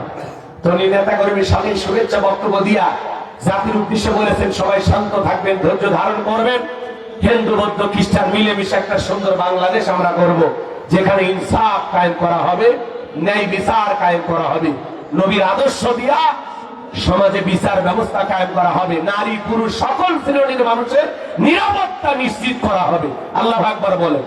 তিনি যে কথাগুলো বলেছেন আমার খুবই ভালো লেগেছে এবং তিনি একটিবারের জন্য কাউকে গালি দেননি, তার বক্তব্যের মধ্যে কাউকে আক্রমণাত্মক ভাষা ব্যবহার করেনি, ভদ্র এবং মার্জিত ভাষায় বক্তব্য দিয়েছেন। কিন্তু তাকে নিয়ে যারা বক্তব্য দিতেন, এদেশের বিগত বছরে যারা ক্ষমতায় ছিল বক্তব্য দিত না, বাপের বেটা থাকলে, বাপের বেটা হয়ে থাকলে দেশে আসো বলতো না, বাপের বেটা হয়ে থাকলে বিদেশে থাকো কেন, দেশে আসো। উনি তো দেশে ঝিকিয়ে আসলেন জনাব তারেক রহমান, উনি তো দেশে আসলেন, কিন্তু ওনাকে দেশে আসার দাওয়াত যিনি দিলেন উনি তো পালিয়ে গেলেন। কথা বল না কেন? অহংকার করে বক্তব্য দিয়ে বলতেন না যে বাপের বেটা হয়ে থাকলে বিদেশে কেন, দেশে আসো, দেখে কি হয়। যে শেখ হাসিনা তাকে আসার জন্য অফার করলেন, জনাব তারেক রহমান তার ভবিষ্যৎবাণী পূরণ করার জন্য দেশে আসলেন, কিন্তু যিনি ডাক দিলেন তিনি তো নাই, তিনি তো ঠিকই পালিয়ে গেলেন। এটাই বাজান আল্লাহর খেলা, অহংকার করতে নাই। কথা বলেন, ওয়ালা তামশি ফিল আরদি মারহা, জমিনে দাম্ভিকতা করো না, অহংকার করো না। যারা অহংকার করবে তাদের পতন আছে না নাই? ধরে বলেন পতন আছে না না? বড় বড় কথা বলতো, আজকে অহংকার ভেঙে চূর্ণ বিচ্ছিন্ন হয়ে গেছে। একজনের বিরুদ্ধে ফাঁসি রায় হয়, দেশের মানুষ মিষ্টি খায়। আর একজন প্রধানমন্ত্রী ছিলেন তিনবারের, বেগম খালেদা জিয়া অসুস্থ, সারা দেশের মানুষ মসজিদ মাদ্রাসা থেকে দল মত নির্বিশেষে শেষে তার জন্য অন্তর থেকে দোয়া করে, আল্লাহ বেগম খালেদা জিয়াকে সুস্থ করে দাও, শিফায়ে কামেলা আজলা দান করো। কথা বলে ঠিক কিনা? ওনার জন্য দোয়া করে মানুষ, কারণ উনি আলেমদেরকে মহব্বত করতেন, আলেমদের পাশে ছিলেন। শাপলা চত্বরে যখন আলেমদেরকে হত্যা করা হয়, এই দিন উনি বলেছিলেন যে সমস্ত নেতা কর্মীদেরকে আমি আহ্বান করতেছি আলেমদের পাশে দাঁড়াও। আল্লাহ আকবার কোন। সাইদি হুজুরকে বলতেন, ও আল্লামা সাইদি, আপনি টেনশন করবেন না, আমি শহীদ প্রেসিডেন্ট জিয়াউর রহমানের স্ত্রী, আমি যতদিন ক্ষমতায় থাকবো ইসলামের বিরুদ্ধে একটি আইন পাস হবে না। আল্লাহু আকবার। উনি ভালো ছিলেন, ওনার স্বামীও ভালো ছিলেন। শহীদ প্রেসিডেন্ট জিয়াউর রহমান সংবিধানের সর্বপ্রথম বিসমিল্লাহ ঢুকাইছেন। আল্লাহু আকবার। এজন্য আমরা বলতে চাই, আপনার মা আর বাবার আদর্শ আপনার ভিতরে থাকবে। কথা বলেন ঠিক কিনা? আপনার মা বাবা যেরকম ভারতের কাছে, কোন রাষ্ট্রের কাছে মাথা নত করে নাই, আপনিও মাথা নত করবেন না। কথা বলেন ঠিক কিনা? মা বাবার দেখে যাওয়া পথে আপনিও হাঁটবেন, আমরা বিশ্বাস করি। আর আপনার জবান দিয়ে যে কথা বের হয়েছে যে রাসূল আকরাম সাল্লাল্লাহু আলাইহি ওয়াসাল্লামের ন্যায়পরায়ণতা দিয়া, আদর্শ দিয়া, ন্যায় বিচার এই জমিনে কায়েম করবেন, আল্লাহ যেন এই ওয়াদা অনুযায়ী আপনাকে কাজ করার তৌফিক দান করেন। জোরে বলেন আমিন। আর একটু জোরে বলেন না আমিন। কষ্ট পাচ্ছেন নাকি বাজান? মন খারাপ করবেন না। আজকে ঢাকা শহরে তার স্বদেশ প্রত্যাবর্তন উপলক্ষে লক্ষ লক্ষ নেতা কর্মী একটা নজর দেখার জন্য ভিড় জমায়ে দিয়েছে। কত মানুষ দেখতে পারে না, কান্না করতেছে নেতার জন্য। কি মহব্বত, কি ভালোবাসা। কথা বলেন না কেন? রাগ করতেছেন? সারা ঢাকা শহর অচল হয়ে গেছে, জনগণের ভোগান্তি হয়েছে, অনেক কষ্ট পেয়েছে অনেকে যানজটের ভিতরে। তবে আল্লাহর কাছে আমরা দোয়া করতে চাই, আল্লাহ দেশি বিদেশি সকল ষড়যন্ত্রের হাত থেকে আমাদের প্রিয় মাতৃভূমি লাল সবুজের পতাকাকে আপনি হেফাজত করুন। জোরে বলুন আমিন। আল্লাহ যেন আগামীতে এদেশে শান্তি কায়েম করার জন্য, এদেশে ন্যায় বিচার কায়েম করার জন্য সৎযোগ্য নির্ভীক নেতা আগামীতে যেন আমাদের অভিভাবক হয়, আল্লাহ কবুল করে। জোরে বলুন আমিন। যেই লোকটা আমাদের প্রধানমন্ত্রী হলে, যেই মানুষটা আমাদের সেবক হলে, নেতা হলে, এই দেশের মানুষের ভালো হবে। এইরকম মানুষকে যেন আল্লাহ আগামীতে আমাদের দেশের শাসক হিসাবে কবুল করেন, তাকে যেন অভিভাবক হিসাবে আল্লাহ কবুল করেন। এরকম নেতা দরকার আছে না নাই?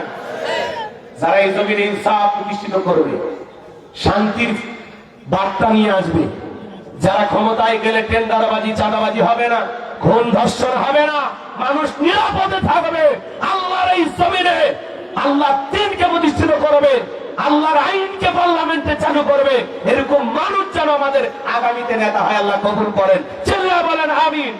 আর একটু জোরে বলেন আমিন। আমার ভাইয়েরা, কথা বলে আপনারা ভুলে গেছেন কি বলতে চাচ্ছিলাম। এ বাজার আমার নির্বাচনের মার্কা থাকে যে কয়দিন, নেতার আনা গোনা সে কয়দিন। ভুলে গেছেন? কথা কি ভুলে গেছেন আপনারা?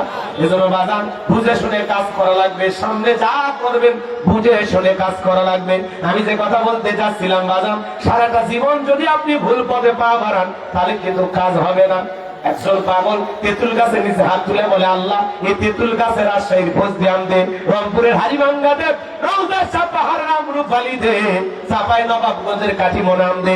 আল্লাহ বলে, পাগল রে চোখটা খুলে দেখ, কোন গাছের নিচে দোয়া ধরেছিস? তেঁতুল গাছের নিচে দাঁড়াইয়া কিয়ামত পর্যন্ত আম চাইলে যেমন পাওয়া যাবে না, নির্বাচনের আগে 500 টাকা 1000 টাকা দিয়ে পবিত্র ভোট আমানত বিক্রি করে উমরের মতো নেতা চাইলে দেশে পাওয়া যাবে না। এই কথা বলা লাগবে। আপনাদের এলাকায় গরু জবাই হয়? গরু কথা বলবে, গরু জবাই হয়, ওই গরুর মাথার দাম কত? ওই কষাই নাম কি? কত? একটা গরুর মাথা বিক্রি করতে গেলে, বাজার থেকে কিনতে গেলে 4000 টাকা 3000 টাকা লাগে। আর আপনি আশরাফুল মাখলুকা, আপনি 5 বছরের জন্য আপনার মাথা বিক্রি করেন 200 টাকা 500 টাকা দিয়ে। একটা গরুর মাথার দাম আছে, আর আপনি আশরাফুল মাখলুকা, আপনার মাথার দাম এত কম। ভালো মানুষ যদি হয়ে থাকেন, তালুকদার বংশের মতো যদি কলিজা বড় হয়, হাত তুলে বাধা দিতে পারবেন, হুজুর নির্বাচনকে কেন্দ্র করে কোনোদিন চা বিড়ি খাবো না, একটা নেতার কাছে 10 টাকাও নেব না, সৎযোগ্য ভালো মানুষকে নেতা বানাবো, দেশের শান্তির পক্ষে কাজ করব, এই জমিনের দ্বীনকে কায়েম করার জন্য কাজ করব। কারা কারা হাত তুলে দেখান।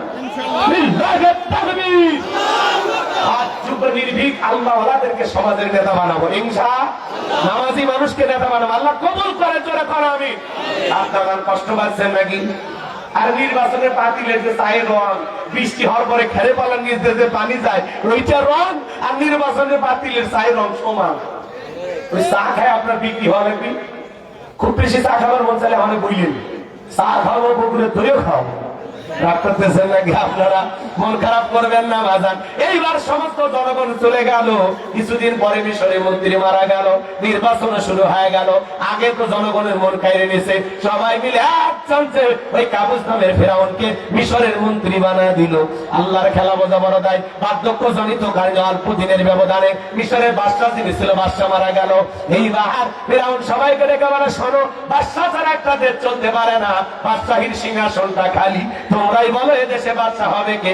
সমস্ত জনগণ ডেকে বলে, আপনার সাথে ভালো মানুষ মিশরে আর নাই, আপনি আমাদের বাদশাহ হয়ে যান, আমাদের কারো কোনো আপত্তি নাই। জনগণ যখন সমর্থন দিয়ে দিল, এইবার নেতারা সবাই মিলেও সমর্থন দিয়ে দিল। এইবার ফিরাউন সবার সমর্থন পাইয়া মিশরের বাদশাহ হয়ে গেল। এ বাজান গো আমার, ক্ষমতার চেয়ারে বসার পরে হামানকে ডেকে বলে, হামান, আজ থেকে তুই হবি আমার মন্ত্রী আর আমি হব মিশরের বাদশাহ, দুইজন মিলে দেশটা পরিচালনা করবো। রাতের বেলায় ঘুমাইতে যায়, ফিরাউনের চোখে আর ঘুম নাই, আজে বাজে স্বপ্ন দেখে লাফায় লাফায় ওঠে। পরদিন সকালবেলা তার দরবারে জ্যোতিষী ছিল 400 জ্যোতিষীর লিডারের নাম হলো দবিরা, বয়স হলো 320 বছর। দেখে বলে, দবিরা, কেন জানি রাতের বেলায় ঘুমাইতে পারি না, আজে বাজে স্বপ্ন দেখে লাফায় লাফায় উঠি। দবিরা দেখে বলে, নেতা একটু সময় দেন, আমি একটু গবেষণা করে আপনাকে বলতেছি। কিছু সময় দবিরা গবেষণা করার পরে বলে, নেতা, যদিও ছিলেন ভবঘুরে যুবক, তরমুজের ক্ষেতের লেবার, গোরস্থানের দারোয়ান, এরপরে মিশরের মন্ত্রী, বর্তমান রানিং বাদশাহ, আঙ্গুলি ফুলে কলার গাছ, কিন্তু আপনার ভবিষ্যৎ জীবন বড় অন্ধকার। আগামী 3 মাসের মধ্যে বনি ইসরায়েল সম্প্রদায়ের ভিতরে মুসা নামের একটা ছেলে জন্মগ্রহণ করবে। ওই মুসার কারণে রাজত্ব পাওয়ার ক্ষমতা থাকবে না। নেতারে, এমনকি আপনার জীবন যাওয়ার সম্ভাবনাও দেখা যায়। এই কথা শোনার পরে ফিরাউনের মাথা ঠান্ডা না গরম? যদি বলতো মুসা আসবে খানকা বানায় বসে বসে জিকিরি করবে, তাহলে মাথা গরম করতো না। মুসা আসবে, রাজত্বও যাবে, জীবনও যাবে, এটা কি মানা যায়? কথা বলে দেখেন, আজও যারা আল্লাহর জমিনে কোরআন হাদিসের হক কথা বলে, যারা আল্লাহর আইন দিয়ে জমিনটা পরিচালনা করতে যায়, কোরআন সুন্নাহর হক কথা বলে, বাতিলেরা মাঝে মাঝে তাদেরকে টার্গেট করে জেলখানায় ঢোকায়। কথা বলে, কিন্তু যারা মাজারে বসে হু হু করে, জিকির করে, লাফালাফি করে, ওদেরকে কেউ ধরে? মাজারে ভণ্ডামি আছে না নাই? এদেশের অধিকাংশ মাজার গুলো গাঁজা খাওয়ার নিরাপদ জায়গা। ধোঁয়া ছাড়ছে, রাস্তায় পুলিশের লোক দাঁড়িয়ে থেকে দেখতেছে, বাপরে বাপরে ধোঁয়া উঠতেছে, মনে হয় ওরসের রান্না চলছে। গাঁজা খেয়ে মুস্তারি লাল বানাইছে, টসমেল লাইট মেরে মুখ খুঁজে পাওয়া যায় না, বগলে চুল দিয়ে বেরি বাই হয়েছে। আর সুন্দরবনে অবস্থা, বান্দরবনের কি অবস্থা? কথা কন। গাঞ্জা খাইতেছে আর গান গাইতেছে, কয় ধরো কলকি মারো টান, গাঞ্জা বাবার আসে কান, মরিয়া গেলে সঙ্গে কিছুই যাবে না, ইল বাবা ইল বাবা, উড়ে শয়তান আছে না না? মাথার চুলে যান, হাতে গাঞ্জার পর ছালা কিনে থাকে, তবিল থাকে, তা সব দেখা যায়।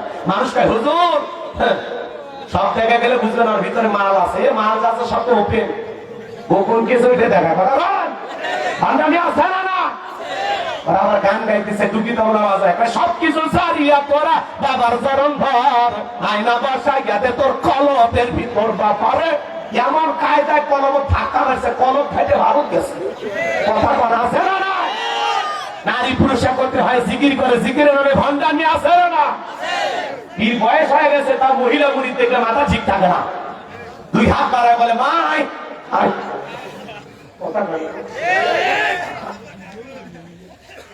মহিলা চিন্তা করতেছে, এতবার আল্লাহর ওলি আমারে ডাকে, যদি ডাকে সারা না দেয় জাহান্নামে জায়গা হবে না। এইবার পীর সাহেবের বুকের মধ্যে গেছে, যায় এত শান্তি, এত আনন্দ পাইছে, আনন্দের ঠেলায় গান গায়, বাবা আমি তোমায় ভালোবাসি, তোমার চরণ চুমিতে বাবা তোমার কাছে আসি গো বাবা, আমি তোমায় ভালোবাসি। সে নারী স্বামীকে বাদ দিয়া পীরের ফাটা পাইসুমা খায়, ওই নারীর চরিত্রে ঠিক নাই। কথা বলে ঠিক না? না একটু কি তাহলে বাজার জিকির করার লোক নাই? মহিলা মানুষ মাজারে যায় কিনা? যার বউ মাজারে যায়, আপনার বউ পীরের কাছে, আপনি কি দুর্বল?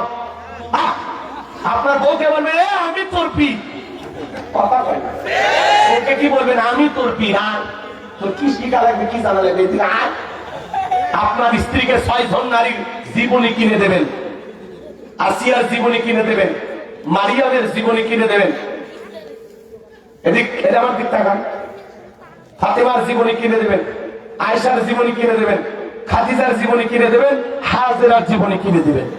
যে সমস্ত নারী জান্নাতি নারী, এদের জীবনী পর এইভাবে জীবন গড়, তারপরে বর জান্নাতের রাস্তা ধর।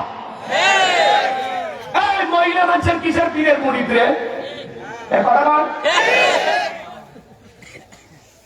মহিলা মানুষ বলে পীরের মুরিদ, ভান্ডারি খরচা না। খবরদার, আপনার স্ত্রীকে কোন মাজারে কোন পীরের কাছে পাঠাবেন না। কথা ঠিক? ভালো হবেন। পীরের পীরের মানুষ এমনি আল্লাহ, আপনারা তো জিন্দা শাহজালাল। কি রাগ করতেছেন মনে হয়? তাহলে ভণ্ড পীর যেখানে আমরা না, শালি বাবা, তালা বাবা, সালা বাবা, শিকল বাবা, লাল বাবা, প্রধু বাবা, ওদের কাছে যাওয়া যাবে না। 30 বছর গোসল করে না, নাম দিচ্ছে সাধু বাবা। শরীরে ধার দেওয়া যাবে না, পাঁঠার মতো বন্ধ করে, পাঁঠার মতো। কিন্তু ভণ্ড আছে না? আমার ভাইয়েরা, লম্বা হবে বাজার, লম্বা করা যাবে না।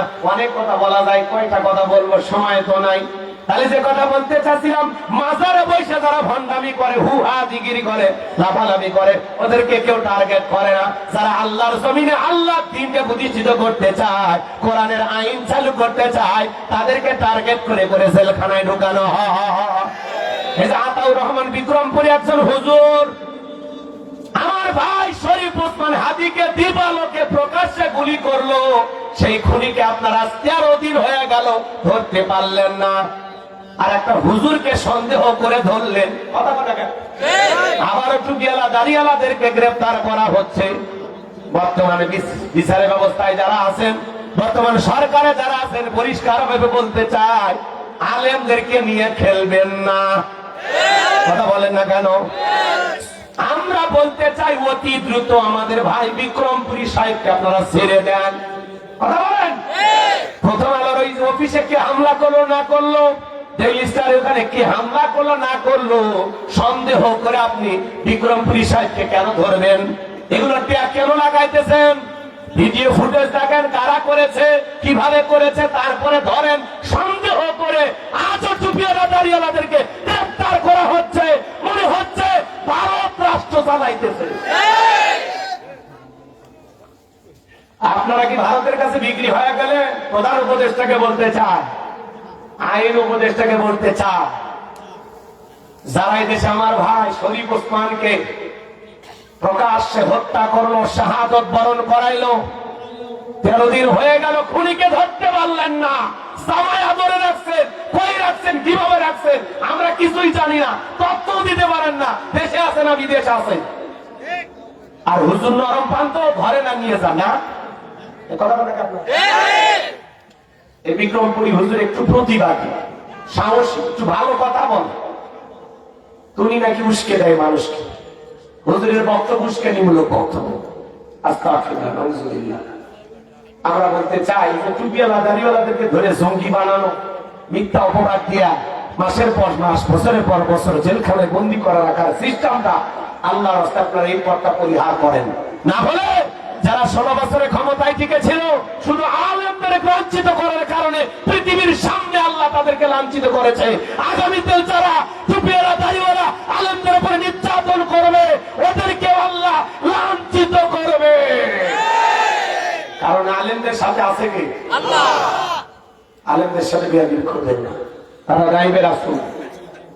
আমার ভাইয়েরা, এইবার ফিরাউন ডেকে বলে, হামান রে আয় আয়, তাড়াতাড়ি করে আয়। নবীরা কি বলল? 3 মাসের মধ্যে মুসা নামের একটা ছেলে জন্মগ্রহণ করবে, ওর কারণে রাজত্ব পাওয়ার ক্ষমতা থাকবে না। এটা তো মেনে নেওয়া যায় না। হামান ডেকে বলে নেতা টেনশন নাই, মাইট ইজ রাইট, জোর যার মূল্য তার, আবার রাজত্ব ক্ষমতা আমাদের হাতে, আমরা যা বলবো মিশরের জনগণ তাই মানতে বাধ্য। ফেরাউন ডেকে বলে কি করতে চাস? হামান ডেকে বলে নেতা যত ছেলে সন্তান জন্মগ্রহণ করবে সবাইকে জবাই করে করে দুনিয়ার মুখ থেকে বিদায় করে দেব, তাহলে আপনার পথের কাটা মুসার জন্ম হবে না। ফেরাউন এই কথা শোনার পরে ডেকে বলে হামান রে, আসলে তোর মাথায় বুদ্ধি আছে, তবে শোন, ছেলেগুলোকে জবাই করবি, মেয়েগুলোকে জবাই করবি না, কারণ ছেলেদের মধ্যে আমার শত্রু আছে, মেয়েদের মধ্যে কোনো শত্রু নাই। তার মানে চোর হলেও মানুষ ভালো, মোবাইল নিয়ে গেল, সিম কার্ড খুলে দিয়ে গেল, কথা কোন ঠিক কিনা? এইবার সন্তান জবাই করা শুরু হয়ে গেল। 3 মাস অতিবাহিত হয়ে যাওয়ার পরে জমিরা কেটে বলে, জমিরা এইবার ভাবছো গবেষণা করে দেখ, আমার পথের কাটা মুসা মরল না বাঁচলো। এবার জমিরা বলে নেতা যদিও হাজার হাজার বনি ইসরাইল মায়ের মুখ খালি কইরা সন্তানদেরকে জবাই করে হত্যা করেছেন, কিন্তু আপনার পথের কাটা মুসা এখনো মরে নাই, মরে নাই, মায়ের কোলে জীবিত আছে, সুস্থ আছে, কিন্তু কোথায় আছে, কোন বাড়িতে আছে, এইটা বলার ক্ষমতা আমাদের নাই। বলেন আল্লাহু আকবার। ওয়া মাকারু ওয়া মাকারাল্লাহ ওয়াল্লাহু খায়রুল মাকিরিন। খেলা কার? আরেকটু জোরে বলেন না, খেলা কার? এইবার ভাইয়েরা আমার, ফেরাউন চাই মারতে, আল্লাহ চাই বাঁচাইতে। ফেরাউন 14 গোষ্ঠী এক জায়গায় হয়ে মারতে পারবে না। এইবার ফেরাউন সমস্ত সেনাবাহিনীকে বললো, যাও এলাকায় তল্লাশি চালাও, ঘরে ঘরে অভিযান চালাও, যে জায়গায় মুসারে পাইবা ধরবার, জবাই করবা, যাও। এখন আমার পথের কাটাটা দূর হয় নাই। একদল সেনাবাহিনী মুসা নবীর বাড়ি থেকে রওনা করেছে। মুসা নবীর বড় বোন নাম তার মারিয়ম, দেখে বলে, মা ওই যে ফেরাউনের সেনাবাহিনী দেখা যায় মা, আর বুঝি ভাইকে বাঁচানো গেল না। এইবার ফেরাউনের সেনাবাহিনী যখন আসলো, আমার ভাইরা আসতেছেন বাসার দিকে, এমন অবস্থায় কে যেন ইলহামের মাধ্যমে আওয়াজ দেয়, বলে মুসার মা তোমার ছেলেটাকে চুলার ভিতরে ফেলা দাও, কথা দিলাম গো তোমার ছেলেটাকে আবার তোমার কোলে ফেরা দেব, জোরে কোন মারহাবা। তিনি আর দেরি করলেন না, তাই করলেন। ফিরআউনের সেনাবাহিনী পুরো বাড়ি তল্লাশি চালাইয়া তন্ন তন্ন করে খুঁজে গেল। এইবার ওরা যাওয়ার পরে মুসা নবীর মা তাকায় দেখে চুলার ভিতরে পড়ে মুসা নবী মুস্কি মুস্কি হাসে, বলুন সুবহানাল্লাহ। সন্তানটারে কোলে নিলেন, গালে মুখে চুমা খাইলেন। আবার কে যেন আগাইবে আওয়াজ দেয়, বলে মুসার মা কতদিন জালেমদের ভয়ে লুকিয়ে রাখবা, সিন্ধুক একটা বানায়া দরিয়ার বুকে ভাসায়া দাও, কথা দিলাম গো তোমার ছেলেকে আবার তোমার কোলে ফেরাইয়া দেব। মুসা নবীর মা টেনশনে পড়ে গেলেন, সিন্ধুক পাবেন কোথায়? কে যেন সকালবেলা ডাইকে বলে মিস্ত্রি লাগবে, মা আমি একজন মিস্ত্রি। মুসা নবীর মা ডেকে বলে, মিস্ত্রির দিকে আসো। জীবনে কেউ তো মিস্ত্রি বলে ডাক দিল না, তুমি কিসের মিস্ত্রি, কি বানাইতে পারো? মিস্ত্রি ডেকে বলে, মা আপনি যদি মনে করেন এমন একটা সিন্ধুক আপনার দরকার, যে সিন্ধুকের ভিতরে আপনার সন্তানকে তুলে দরিয়ার বুকে ভাসায়া দিবেন, আপনি চাইলে এরকম সিন্ধুক আমি বানাই দিতে পারি। মুসা নবীর মা ডেকে বলে, মিস্ত্রি তুমি তোমার মনের কথা বলেছো, এরকম একটা সিন্ধুকে তোমার দরকার। ডেকে বলে, মা ভিতর থেকে পানি নিয়ে আসেন, ধার দেবার জন্য পানির প্রয়োজন হতে পারে, আবার না হলেও চলবে। এইবার মুসা নবীর মা ভিতর থেকে পানি নিয়ে এসে দেখে মিস্ত্রি সুন্দর একটা সিন্ধুক বানায়া দাঁড়িয়ে আছে। আল্লাহু আকবার। এইবার সিন্ধুক হাতের মধ্যে যে মিস্ত্রি দৌড়ায়, পেছন থেকে দেখে মিস্ত্রি লোহার পয়সা কিনিবা না, কাঠের পয়সা কিনিবা না, তোমার পারিশ্রমিকের দামটা কিনিবা না। মিস্ত্রি ডেকে বলে, মা যারা বিপদে পড়ে আমি তাদের উপকার করি, বিনিময়ে টাকা পয়সা গ্রহণ করি না। মুসা নবীর মা ডেকে বলে, মিস্ত্রি এই বিপদের দিনে এত বড় উপকার করলা, লোহার পয়সাও নিলা না, কাঠের পয়সাও নিলা না, পারিশ্রমিকের দামটাও নিলা না, অন্তত তোমার নামটা বলে যাও, মাঝে মাঝে তোমার কথা মনে হলে আল্লাহর কাছে তোমার জন্য দোয়া করব। মিস্ত্রি ডেকে বলে, মা আমি দুনিয়ার সাধারণ কোন মিস্ত্রি না, আমি আল্লাহর ফেরেশতা, আমার নাম হলো জিবরাইল। একটু জোরে কর না সুবহানাল্লাহ। এই বাজার শুনলেন নাকি দোয়া করব? আচ্ছা ফেরাউনের ক্ষমতার চেয়ারে রেখে গেলে ঘুম হবে, সাইজ করে যাবেন না, এই যে কয়েকটা মিনিট দিলি হয়ে যাবে। তাকবীর লিল্লাহি তাকবীর। এইবার মুসা নবীর মা সিন্ধুকের ভিতরে মুসা নবীকে তুলে দরিয়ার বুকে ভাসা দিলেন, আর নিয়ে মারিমকে বলে, মা সিন্ধুক ভাসতে ভাসতে কই যায় খবর নিয়ে আনবি। সিন্ধুক ভাসতে ভাসতে চলে গেল ফেরাউনের ঘাটে।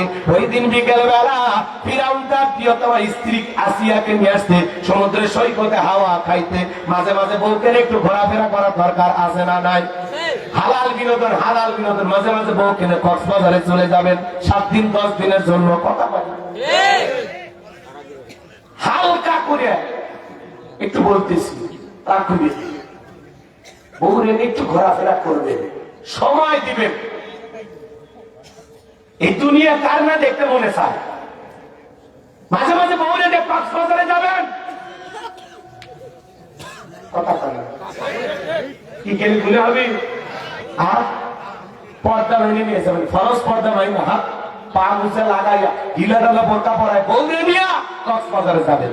যাবেন বিবি তাকে কি সুন্দর সমুদ্রের ঢেউ, আল্লাহর কত সুন্দর সৃষ্টি, দাঁড়িয়ে আছে আমার বউ মিষ্টি, কথা বল, বউ খুশি হয়ে যাবে।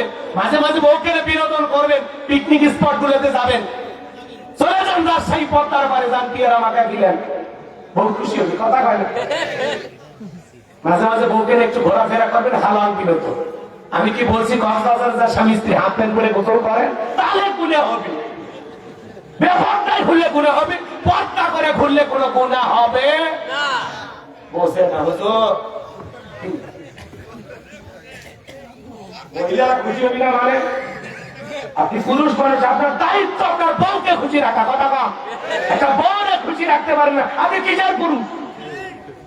দায়িত্ব নিয়েছেন, বাইরে থাকেন, মাঝে মাঝে ফোন দেন না, ফোনটা কারোর আগে বলবেন আই লাভ ইউ শেফালি, বাস বউ খুশি হয়ে যাবে, কথা কম। মাঝে মাঝে বউরে বলবেন আই মিস ইউ জান, আপনার বউ খুশি হবে গো, কথা বলবেন না। ইংরেজি না পারলে ডাইরেক্ট বাংলায় বলবেন, মুরব্বী যারা আছেন ইংরেজি পারেন না, বাংলায় বলবেন ও মুখের মা আমি তোমার অনেক ভালোবাসি, ভালোবাসা তোমার জন্য জীবনটাই কাটাই দিলেন, বউ খুশি হবে, কথা না। মাঝে মাঝে ঘরে ঢুকে কোনো কথা নাই, লাইট বন্ধ, বউ যদি লাইট বন্ধ করে লেখা, তোমার মতো বউ থাকতে লাইট লাগে, আল্লাহ জীবনে কিছু না দেখ, একটা বউ দিছে রে, বউ খুশি হয়ে যাবে, কথা ঠিক না? একটু বউয়ের সাথে রসিকতা করবেন, রোমান্টিকতা করবেন। আপনি মিষ্টি কথা বলতে পারেন না দেখে তো অন্য পুরুষের দিকে আকর্ষণ বেড়ে যায়, বউরে খুশি রাখবেন। কোন স্বামী যদি ভালোবেসে তার স্ত্রীর মুখে 1 লোকমা খাবার তুলে খাওয়ায়, আল্লাহ রাস্তায় সদকা বলে যে সব স্বামীর আমল নামায় আল্লাহ সেই সব লিখে দেখুন, সুবহান। তাহলে বউরে খুশি রাখা দরকার আছে না নাই? আরে পাগলি মা বোনেরা শুনে যান, রাতের বেলায় স্বামীর জন্য সাজুগুজু করবেন, সেজে থাকবেন, কথা বলেন না। স্বামী যখন রাতের বেলায় বাড়িতে এসে সাজ রানীর মতো থাকে, সিরা 3 পিস পরে ঘুমায়, কথা বল না কেন? আবার বিয়ের বাড়ি দাওয়াত পাইলে কি কায়দায় সাজে, 12টায় গোসল শেষ 2টা পর্যন্ত খালি সাজে সাজে। যদি বলা হয় বউরে আর কতক্ষণ, কয় আর একটু, কয় এত সাজা সাজতেছ ব্যাপার কি? কয় বিয়ের বাড়িতে গেলে মানুষ বলবে না কার বউ, নয়নের বউ আছে না? এ বাজান গো আমার, এই জন্য মা বলতে বলে তাই মা, সাজা গোদার স্বামীর বাড়িতে থাকার জন্য, স্বামীকে মহব্বত আর ভালোবাসা দেওয়ার জন্য। কোন নারী যদি সাজতে চায়, তার রূপ সৌন্দর্য দেখার পৃথিবীতে একটাই পুরুষ, তার নাম হলো স্বামী। মার্কেটে যাওয়ার জন্য সাজা যাবে না, বিয়ের বাড়িতে গেলে সাজা যাবে না, বাপের বাড়িতে যাওয়ার সময় সাজা যাবে না, সাজতে হবে স্বামীর সামনে, তাও রাতের বেলায় স্বামী দেখানোর জন্য। আর দিনে যদি স্বামী থাকে, দিনের বেলাও সাজতে, কথা বল। অনেকের স্বামীর কাজ কাম নাই, সারাদিনই বাড়িতে থাকে, তাহলে 24 ঘন্টায় সাজতে থাকতে হবে, যাতে পাগলা দেখলেই আপনার যেন বলে পরে না চোখের পলক কি আমার বইয়ের রূপের ঝলক, পাগল যেন হয়ে যায়, কথা। তিরমিজি শরীফের হাদিস, আল্লাহ রাসূল বলেছেন কোন মেয়ে যদি স্বামীর জন্য রাতের বেলায় সাজুগুজু করে, এই সাজতে যে সময়টা যায়, নফল নামাজ পড়লে যে সব, শুধু স্বামীর জন্য সাজতেই আল্লাহ সব দেবে, সুবহানাল্লাহ। পাগলিরা বোঝে না, স্বামী যদি স্ত্রীকে আহ্বান করে, ও জান তুমি আসো আমার কাছে আসো, স্ত্রী যদি রান্না করে, রান্না ফেলে দেয় স্বামীর কাছে বলে। কোন স্ত্রী যদি নফল রোজা রাখতে চায়, স্বামীর অনুমতি নেওয়া লাগবে, যে অমুকের বাপ আমি একটু রোজা রাখতে চাই, স্বামী যদি অনুমতি দেয় তাহলে নফল রোজা রাখতে পারবে, কথা বল। স্বামীর কত দাম আপনারা জানেন না, মা বোনের অনেকে বোঝে না। এই পৃথিবীতে স্বামীর সম্মান মর্যাদা আল্লাহ কত দিয়েছে। যদি মানুষকে সিজদা দেওয়ার নিয়ম থাকতো, আল্লাহ পৃথিবীর সমস্ত নারীদেরকে বলতো তারা যেন স্বামীর পায়ে সিজদা দেয়। আল্লাহু আকবার বলে। একটা স্বামীর সম্মান কত, মর্যাদা কত, সেই স্বামীকে তুচ্ছ তাচ্ছিল্য করে, অবহেলা করে, মিষ্টি করে কথা বলতে চায় না। কথা বলেন, কথা বলেন। ভাই আপনাদের বউ আসে নাই এতিম, আপনারা কেউ নাই দুনিয়া, তোমার বউ নাই, সবার ভালোই আছে, বিয়ে করে লেগে চুপ করে থাকলাম, বউ নেই শান্তিতে আছে, যার আছে রাগ করতেছেন নাকি আপনারা? তাহলে মাঝে মাঝে বউকে একটু বিনোদন করা দরকার আছে না নাই? প্রিয়তম স্ত্রীকে সময় দিবেন, ভালোবাসার কথা শোনাবেন, মাঝে মাঝে বইয়ের রূপের প্রশংসা করবেন, রান্নার প্রশংসা করবেন, ভালো না হলেও ভালো বলবেন। কথা বলেন, কথা বলেন না? মাঝে মাঝে স্ত্রী রান্নার প্রশংসা করতে এক ভেসারা এই মৌসুমে বাড়িতে ভাত টাত খায় বই রান্নার প্রশংসা করছে, আজকে যে কি দিয়ে রান্না করছো সেই রান্না হয়েছে। ভাই ও এত বছর রান্না করে খাওয়াইলাম, আমার রান্নার প্রশংসা করলে না, আজকে পাশের বাড়ি ভাবি তরকারি দিয়ে গেছে আর তুমি রান্নার প্রশংসা করো। আগে তরকারিটা কে রান্না করছে খবর নিয়ে তারপরে প্রশংসা করে, না হলে কিন্তু অবস্থা হিতে বিপরীত হয়ে যায়। কথাকে বোঝা গেছে বাজান? এইবার চলেন না বাজান, যে কথা বলতে চাচ্ছিলাম, ফেরাউনের সেনাবাহিনী সিন্দুকটা তুলে নেতার সামনে নিয়ে গেল। এইবার ফেরাউন দেখে বলে, শোনো সিন্দুকটা খোলো তো দেখি। এইবার সিন্দুকটা যখন খোলা হলো, সবাই তাকায় দেখে, মনে হয় সিন্দুকের ভিতরে পূর্ণিমার চাঁদ উদয় হয়েছে। এইবার ফেরাউন দেখে বলে, তোর বাড়ি আন জবাই কর, এইটাই মুসা। আসিয়া বলে, থামো, খালি মারাই শিখছো, এতগুলো মারলা তাও কি শান্তি পাইলা না? স্বামী গো, এই ছেলেটাকে মারার আগে তোমাকে একটা প্রশ্ন করি, এই যে সিন্দুকটা দেখা যায়, এমন কাঠ কি তোমার দেশে পাওয়া যায়? ফেরাউন সিন্দুকটা নেড়ে ছেড়ে বলে, বিবি রে, এমন কাঠ আমি কেন, আমার বাপ দাদা 14 পুরুষও দেখে নাই, তাই নাকি? বলে হ্যাঁ। তাহলে শুনে নাও স্বামী, এটা ভিনদেশী কারো সন্তান, বাঁচতে বাঁচতে আমাদের ঘাটে এসেছে, এই ছেলেটাকে আমি মারতে দেব না, এই ছেলেটাকে আমি আমাদের পালক পুত্র হিসাবে লালন পালন করতে চাই। জোরে কোন মারহাবা। কথা আছে, যেখানে বাঘের ভাই সেখানে রাত হয়। যারে খুঁজতেছো মারার জন্য আল্লাহ তোমারে দায়িত্ব দিল, তারই লালন পালন করার জন্য বলেন আল্লাহু আকবার। স্ত্রী যখন বলে, স্বামী এই ছেলেটাকে আমি মারতে দেব না, পালক পুত্র হিসাবে লালন পালন করতে চাই, অনেক কঠিন স্বামীও মাঝে মাঝে বইয়ের কাছে দুর্বল হয়ে যায়। কথা কোন ঠিক কিনা? ফেরাউন চিন্তা করলে, এতগুলো মারলাম আর বউ একটা ছেলেকে দেখে বায়না করছে, জামাই না নিলাম। এইবার স্ত্রীটাকে, স্বামী শুধু সন্তান দিলে হবে না, রাজ্যের ভিতরে ঢোল পিটায় দেন। ফেরাউনের ছেলে সন্তান, যেহেতু যে মহিলা দুধ পান করাবে তারে মাসে মাসে বেতন দেওয়া হবে। ঢোল পিটানো হলো, হাজার হাজার মহিলারা ফেরাউনের দরবারে লাইন দিল। এইবার মুসা নবীকে কোলের মধ্যে নিয়ে স্তন খুলে মুখ লাগায়া দেয়। আল্লাহ নবী মুসা আলাইহিস সালাম কোন মহিলার স্তনে দুধ পান করে না। জোরে কোন মারহাবা। সমস্ত নারীরা ব্যর্থ হয়ে যখন চলে গেল, ওই যে মুসা নবীর বড় বোন নাম তার মারিয়ম, দেখে বলে, ও রানী আসিয়া, এমন একটা ধাত্রীর খবর আমার কাছে আছে, এই সন্তানরা দুধ পান করতে পারে, তাই নাকি? বলে হ্যাঁ। এইবার 200 লোক পাঠায়া দেওয়া হলো, মুসা নবীর মাকে ফিরাউনের দরবারে নিয়ে আসা হলো। এইবার বাজার সন্তানটা কোলের মধ্যে নিয়ে মুসা নবীর মা যখন স্তন কোলে মুখ লাগায়া দেয়, আল্লাহ নবী মুসা আলাইহিস সালাম মায়ের স্তনে দুধ খাওয়া শুরু করে দিলে। বলেন সুবহানাল্লাহ। নবীদেরকে শিশুকাল থেকে জ্ঞানী বানিয়েছেন তিনি কে? আল্লাহ। এইবার রানী আসিয়া বলে, আপনার বেতন ডাবল, থাকার কোয়ার্টার ফ্রি।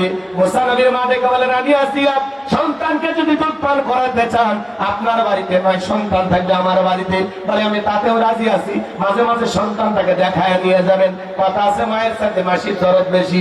আসিয়া তো জানে না সন্তান আছে কার কোলে। মুসা নবীর মা পৃথিবীর প্রথম মা, যে মা তার আপন সন্তানকে দুধ পান করার বিনিময়ে মাসে মাসে বেতন পেয়েছিল। করে কোন মারহাবা। এবার মুসা নবী চলাফেরার বয়স উপনীত হয়েছে। আসিয়া একদিন ফেরাউনের কোলে দিয়ে বলে, ছেলেটারে কোলে নাও, মানুষ দেখলে মনে করবে ছেলে তোমার না। মাঝে মাঝে মা বলে, রাগ করে স্বামীর কোলে বাচ্চা দিয়ে কয়, সামলাও, এর পেপো ভেবো ভালো লাগে না, মনে হয় গলা চিপে মারতে মনে চায়। বলে কিনা? বলে কিনা? এবার লম্বা ভাবে আমি লম্বা করবো না। এইবার ফেরাউন মুসা নবীকে কোলের মধ্যে নিয়ে, কি সুন্দর চেহারা, মায়া লাগছে, চুমা খাওয়ার নিয়তে যখন ঠোঁটটা বাড়াইছে, মুসা নবী কষি হাত দিয়া এমন একটা থাপ্পড় গালের মধ্যে লাগায়া দিয়েছে। ফেরাউন চিৎকার মেরে উঠছে। আশেপাশে লোকজন দৌড়ে আসে, বলে, নেতা এত করে চিৎকার মেলেন, ব্যাপারটা কি? ছেলে যে থাপ্পড় মারছে, কথা জনগণকে বললে কি ইজ্জত থাকবে? বলে, আমার বাড়ি আমি চিল্লাইছি, আমি তোদের কি ডাকছি? যা নিজেদের কাজ কর। ঠিক কথা বলে ওদেরকে দাঁড়িয়ে দিয়া চিৎকার মেরে ডেকে বলে, আসিয়া আয় আয়, তাড়াতাড়ি করে আমার কাছে আয়। আসিয়া বলে, কি হয়েছে সারের মতো চিল্লাও কা? তাই চিল্লাবো না, এর চোখে মুখে যে আগুন দেখছি রে আসিয়া, এটা মুসা ছাড়া কেউ না। তরবারি আন, সবাই করি, পথের শত্রুরা দূর করি। আসিয়া বলে, ছেলে কি করেছে? বলে, কেমনে তোরে বুঝাবো, এই ছেলেটা আমার গালে থাপ্পড় মারছে। আসিয়া বলে, ঢং করা জায়গা পাও না, এই ছোট মানুষ কোনোদিন গালে চর মারতে পারে? ফিরাউন ডেকে বলে, বিবি তোরে কেমনে বুঝাবো, গাল তো তোর ছিল না, গাল ছিল আমার। মজা কি আমি টের পাইছি, আর থাপ্পড়ের ওজন বুঝা দেয় এই ছেলেটাই ভবিষ্যতে মুসা হবে। জোরে কোন মারহাবা। এখানে আরো ঘটনা আছে, বলার সুযোগ নাই। মুসা নবীর বয়স হয়ে গেছে এবার 25 বছর, টকবকে যুবক। কিপ্তি আর বনিসরার মধ্যে লাগছে ঝগড়া। মুসা আলাইহিস সালাম যা বলে, ফিরাউনের কিপ্তি সব জায়গায় নেতার গরম দেখার, দেখেন না ছোট ছোট পাতি নেতার গরমে এলাকায় থাকা যায় না। কথা কম আছে না নাই? কি দলের পাওয়ার, কি পদের পাওয়ার, বেশি গরম দেখাবেন না। কত গরম এলাকা আল্লাহ ঠান্ডা করে দিয়েছে, তোমার নতুন গরম ঠান্ডা করতে আল্লাহর সময় লাগবে না। দোয়া করলে খুশি হবে। আমি নিয়োগ করছিলাম আর যদি আধার ঘন্টা থাকতে পুরো আলোচনাটা শেষ করা যেত।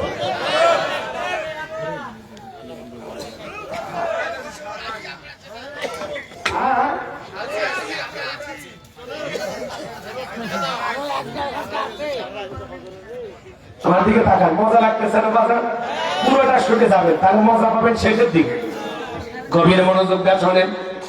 এইবার বাজান মুসা নবীর সম্প্রদায়ের লোকের পক্ষ নিয়ে কিপ্তিকে মারলেন একটা ঘুষি। এক ঘুষিতে কিপ্তি দুনিয়া থেকে দিলেন। ইন্না লিল্লাহি ওয়া ইন্না ইলাইহি রাজিউন। কিপ্তি মারা গেল, ফিরাউনের দরবারে হয়ে গেল মার্ডারের মামলা।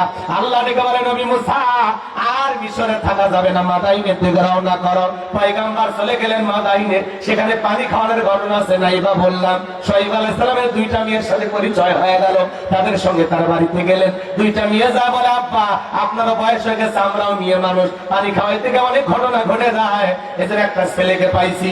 আব্বা এই ছেলেটা এতটাই ভদ্র, আমরা দুইটা বোন কয়েকটা ঘন্টা কাটা দিলাম, একবারের জন্য আমাদের চেহারার দিকে ফিরেও তাকায় নাই, এতই লাজুক। মারাবা একেবারে আব্বা এই ছেলেকে আপনি রাখাল হিসেবে রাখতে পারেন। শোয়েব আলাইহিস সালাম রাজি হয়ে গেলেন। মুসা আলাইহিস সালাম তার বাড়িতে রাখাল হিসেবে রেখে দিলেন। বড় মেয়ে সকুরার সাথে বিবাহের ব্যবস্থা করে দিলেন। এইবার আল্লাহ ডেকে বলে, পয়গম্বর আর কতদিন শ্বশুর বাড়ি মধুর হাড়ি, এইবার গাঠি গুটি গোছাও। মুসা আলাইহিস সালাম 8 থেকে 10 বছর থাকলেন শ্বশুর বাড়িতে। কয় বছর? 8 থেকে 10 বছর। এলাকায় যদি কেউ ঘর জামাই থাকে, বুঝে নেবেন মুসা নবীর সুন্নত আমল করতেছে। ঘর জামাই বলে অবহেলা করা যাবে না। এইবার বাজান আল্লাহর ওয়াদার পাইয়া মুসা নবী স্ত্রীকে সঙ্গে মৃত্যুর পর্বতে আসলেন।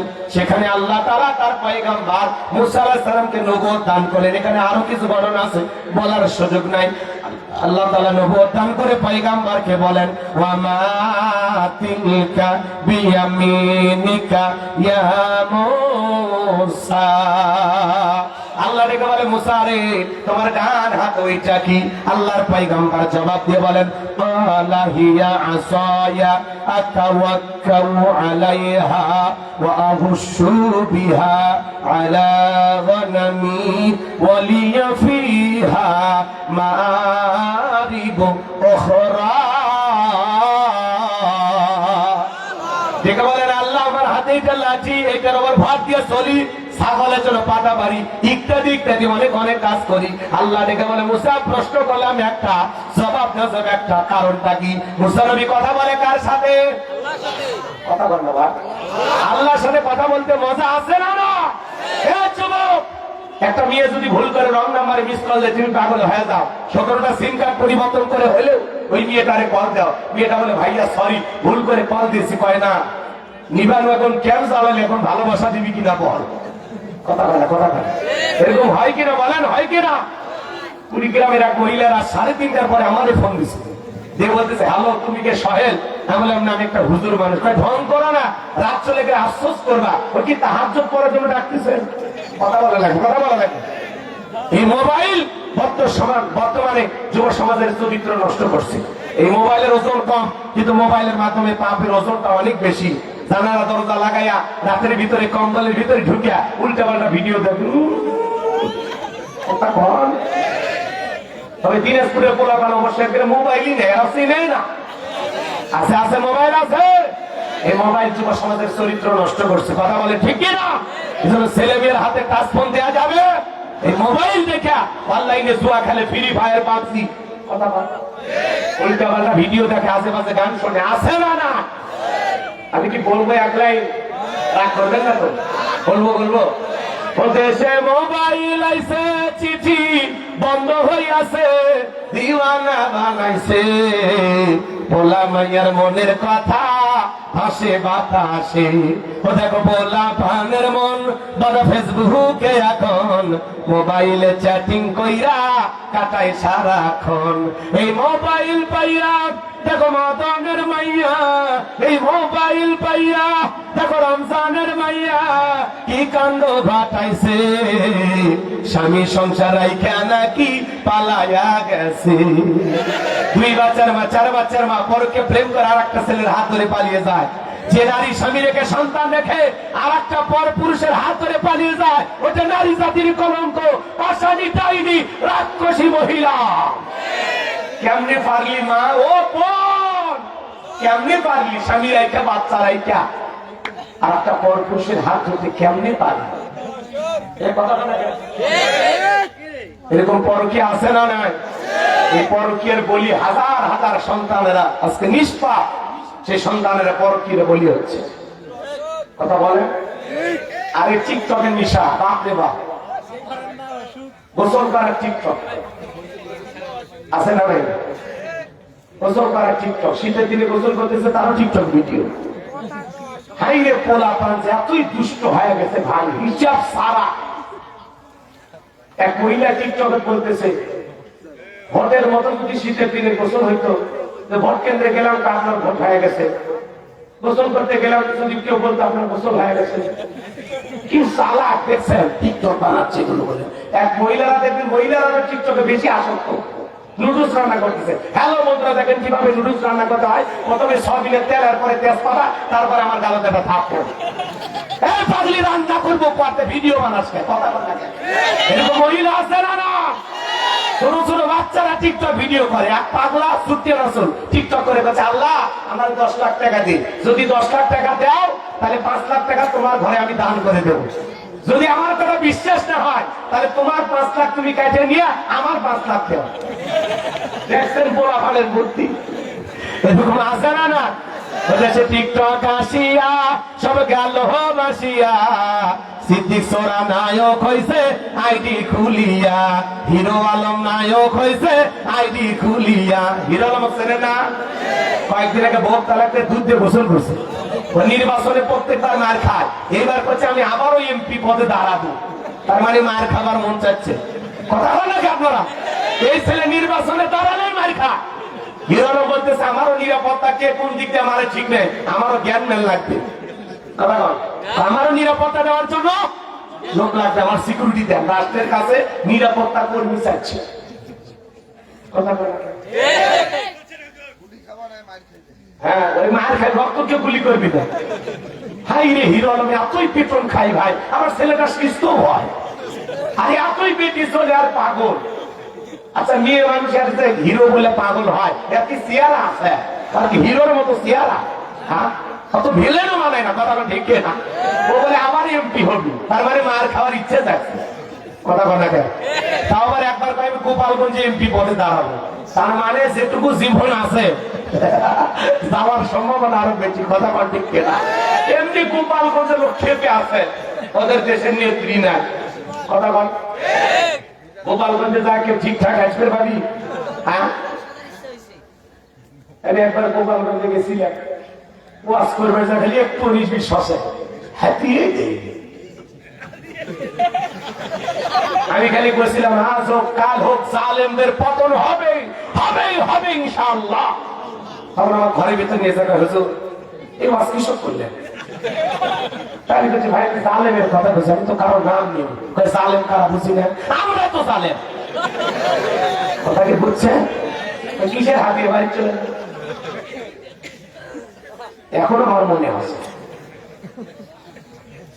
আচ্ছা, ওই সময়গুলো কিন্তু কত কঠিন অবস্থা গেছে, হক কথা বললে সেদিকে সভাপতি মুরুব্বী এসে বাধা বলে কি সাহস। আলহামদুলিল্লাহ আল্লাহ সুদিন ফিরাইছে, আমরা বাক স্বাধীনতা ফিরে পেয়েছি। কথা বলে ঠিক না? জনাব তারেক রহমান এই কথা বলেছেন যে মানুষের বাক স্বাধীনতা ফেরত দিতে হবে। কথা বলে ঠিক না? জনগণ তার ইচ্ছা অনুযায়ী কথা বলবে, অন্যায় করলে কোন নেতা প্রতিবাদ করবে জনগণ। কথা বলে ঠিক না? জনগণ নেতার ভুল ধরে দিবে, নেতা জনগণের ভুল ধরে দিবে, সমাজে বাক স্বাধীনতা থাকবে, সবার কথা বলার অধিকার থাকবে। আর আমরা একটু কথা বললে কই হুজুর বেশি কথা বলছে, খালি হুজুর ঘরে আর মারে। বিগত 16 বছর খালি হুজুর ধরা, কথা বল না কেন? দুনিয়াতে আর কোনো মানুষ খুঁজে পায় না, খালি হুজুর। কথা বলেন, রাগ করতেছেন নাকি আপনারা? হুজুরদের উপর এত নির্যাতন জুলুম চালায় কি কোনো লাভ হয়েছে? লাভ হয়েছে না ভাই। সব রেখে চলে গেছে। ওই জন্য তো এখন একটা ডিজিটাল গান বেরিয়েছে, শোনেননি? শোনেননি? আল্লাহ সামনে যায়, কষ্ট হচ্ছে নাকি আপনাদের? শেষের দিকে বলবো। তাহলে হিরো আলম এমপি হওয়ার চাচ্ছি, মার খাবি না তাহলে? কথা বোঝেন? ওই জন্য তো বললাম হিরো আলম নায়ক হইছে আইডি খুলিয়া, এই মোবাইলে হাই কি জাদু আছে ভাই, পোলাপান বুঝাছে পড়ালেখা তুইলা রাখছে সপ্তম আকাশে। পড়াশোনা ভালো লাগে না, ভবিষ্যৎ প্রজন্ম নষ্ট হয়ে গেছে। কথা বলেন এই বাজান, আল্লাহ পাক আমাদের যুব সমাজকে হেদায়েত দান করেন, জোরে বলেন আমিন। আল্লাহ রেখে বলে পয়গম্বর প্রশ্ন করলাম একটা জবাব দেওয়া যাবে। একটা মুসলমান কথা বলে কার সাথে? আল্লাহর সাথে।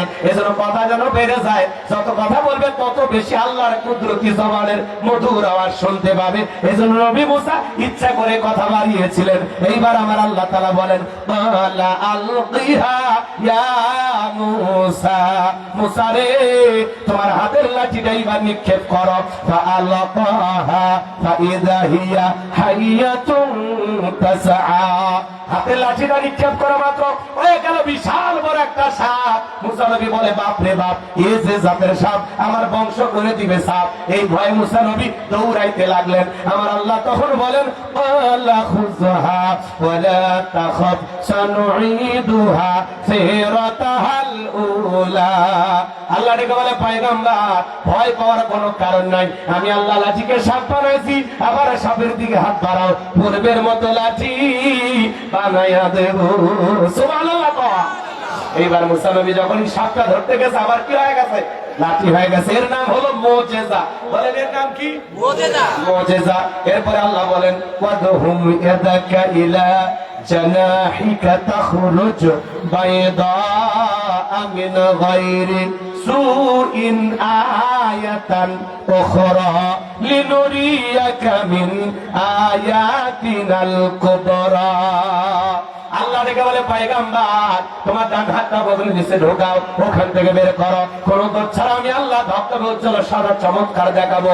এই যে কুদরতের দুইটা নিদর্শন দান করলাম, লাঠি ফেলালে সাপ হয়, আর বগল নিচে থেকে হাত বের করলে আলো প্রদর্শন করে, ঝলমলে আলো বের হয়। পয়গম্বর এই যে দুইটা মুজিজা দান করলাম, দুইটা কুদরতের নিদর্শন দিলাম তোমারে, এইবার তোমার দায়িত্ব হলো ইযহাব ইলা ফিরআউনা ইন্নাহু তাগা, যাও ফিরআউনের নিকট চলে যাও, যা বলে ফিরআউন রে তুমি সীমা লঙ্ঘন করেছো, আর তোর বানানো আইন দিয়ে মিশর পরিচালনা হবে না, এখন থেকে মিশর পরিচালনা হবে আল্লাহর আইন দিয়া। বলেন আল্লাহু আকবার। আর আস্তে বলো আল্লাহু আকবার। নাকি তো তার শব্দ না যায়, না জোরে বলেন শেষ গলায় আল্লাহু আকবার। সবাই তো হাত তুলে তো ঘুম ধরছে, একটু জোরে বলেন আল্লাহু আকবার। কোরআন তো কোরআন, মজা বেশি না। আয়াত যদি আমি পরিপূর্ণ তিলাওয়াত করি 170টার উপর আয়াত তিলাওয়াত করে, এত না, গোটা 15-20 আয়াতের মধ্যে শেষ করে দেবো। যেটুকু না বললেই নয়, ফিনিশিং এর দিচ্ছে, এই ফাইনাল খেলা আসে গেছে। আল্লাহু আকবার কর। আমার দিকে তাকান বাজান গো আমার। মুসা নবী ডেকে বলে আল্লাহ আপনি কি ভুলে গেছেন আমি ফিরআউনের দরবারে মাদার কেসের আসামি, গেলেই তো ফাঁসি দিয়ে মারবে। আল্লাহ ডেকে বলে মুসা ভয় পাওয়ার কোনো কারণ নাই, আমি আল্লাহ যার সাথে আছি, কোন জালেম ফাঁসি দিয়ে মারতে পারবে না, আগুনে পোড়ায় মারতে পারবে না, পানিতে ডুবায় মারতে পারবে না, 1000 দিন রিমান্ডে নিয়েও ওরা মুমিনের মুখের হাসি কেড়ে নিতে পারবে না। বলেন আল্লাহু আকবার। পয়গম্বর বলে যাওয়াই লাগবে। আল্লাহ বলে অবশ্যই যদি বানাইছি যেতে হবে, এটাই তোমার দায়িত্ব। পয়গম্বর তখন আল্লাহর কাছে দোয়া করতে লাগলেন, ক্বালা রাব্বি শরহ লি সাদরি ওয়া ইয়াসসির লি আমরি ওয়াহলুল উকদাতাম মিন লিসানি ইয়াফকাহু কওলি ওয়াজআল লি ওয়াজিরাম মিন আহলি হারুন আখি। আর একটু জোরে বলেন আল্লাহু আকবার। আল্লাহর পয়গম্বর মুসা আলাইহিস সালাম ডেকে বলেন, হে আমার রব, আমার বক্ষকে প্রশস্ত করে দাও, আমার কাজকে সহজ করে দাও, জিহ্বার জড়তাকে দূর করে দাও, যাতে মানুষ সহজে আমার কথা বুঝতে পারে। আর আমার পরিবারের মধ্য থেকে আমার ভাই হারুনকে আপনি নবুয়ত দান করেন, ওর কথাটা মিষ্টি সুন্দর করে বলতে পারবেন। আল্লাহ ডেকে বলে, মুসা যাও, তোমার দোয়াকে কবুল করে নেওয়া হলো, তোমার ভাই হারুনকেও আমি আল্লাহ তোমার দোয়ার কারণে নবী বানাইয়া দিলাম। সুবহানাল্লাহ। এইবার মুসা আলাইহিস সালাম তার ভাই হারুন আলাইহিস সালামকে সঙ্গে ফিরাউনের দরবারে চলে গেল। যাওয়ার পরে কি কথা বললেন আমার আল্লাহ বলেন, ওয়াকালা মুসা ইয়া ফিরআউন ইন্নী রাসূলুম মির রাব্বিল আলামিন। মুসা আলাইহিস সালাম ডেকে বলেন, হে ফিরাউন, আমি বিশ্বের রবের পাঠানো একজন রাসূল, আল্লাহর ব্যাপারে সত্য ছাড়া মিথ্যা কিছু বলবো না। এবার বনি ইসরাঈলকে মুক্ত করে আমার সঙ্গে যেতে দাও। এই কথা শোনার পর ফিরাউন বলল, ক্বালা ইন কুনতা জিতা বিআয়াতিন ফাতি বিহা ইন কুনতা মিনাস সাদিকিন। ফিরাউন দেখে বলল, তুমি যদি তোমার দাবিতে সত্যবাদী হয়ে থাকো, তুমি যে নবী, স্পষ্ট দলিল বা প্রমাণ কোনো কিছু যদি থাকে সেটা আমার সামনে হাজির করো। যদি তুমি সত্যবাদী হও, মুসা নবীর কাছে দলিল আছে কয়টা, প্রমাণ আছে কয়টি? দুইটি। লাঠি ফেলায় দিল, হয়ে গেল সাপ। বগলের স্ত্রী হাত বের করলেন, কি সুন্দর ধবধবে উজ্জ্বল সাদা চমৎকার আলো প্রদর্শন করলো। এই দৃশ্য দেখার পরে ফিরাউনের এমপি মন্ত্রী সমস্ত লোকেরা ডেকে বলে, ইন্না হাযা লাসাহিরুন আলীম। এই ছেলেটা হলো মস্ত বড় জাদুকর। নবী দেখায় মুজিজা, ওরা বলে জাদু। আসল বিষয়টা এখনো বুঝিনি দাঁড়া। বুঝতে পারছেন? এইবার ফিরাউন তার এমপি মন্ত্রীকে বলতেছে, শোনো, এই ছেলেটা ভয় প্রদর্শন করে আমাদেরকে ক্ষমতার চেয়ার থেকে নামাইয়া ও ক্ষমতার চেয়ার দখল করতে চায়, দেশ থেকে বিতাড়িত করতে চায়। তোমরাই বলো এই ছেলের বিরুদ্ধে কি করা যায়। এইবার এমপি মন্ত্রীরা বলতেছে, নেতা, ওরা তো আপাতত দুইজন ছেড়ে দেয়, নির্দিষ্ট একটা দিন ওদেরকে বলে দেন। আর এদেশে তো জাদুকরের অভাব নাই, ওই ছেলে জাদু দেখাচ্ছে, আমরাও জাদু দেখাবো, জাদুর প্রতিযোগিতা হবে। কথাকে বুঝতে পারছেন? এটা হলো সেমিফাইনাল খেলা। শোনেন, এবার তারা কি করলো, ইয়াতু বিকুল্লি সাহিরিন আলিম। শহর বন্দর থেকে বড় বড় দক্ষ দক্ষ জাদুকর ফিরাউনের দরবারে উপস্থিত করা হলো।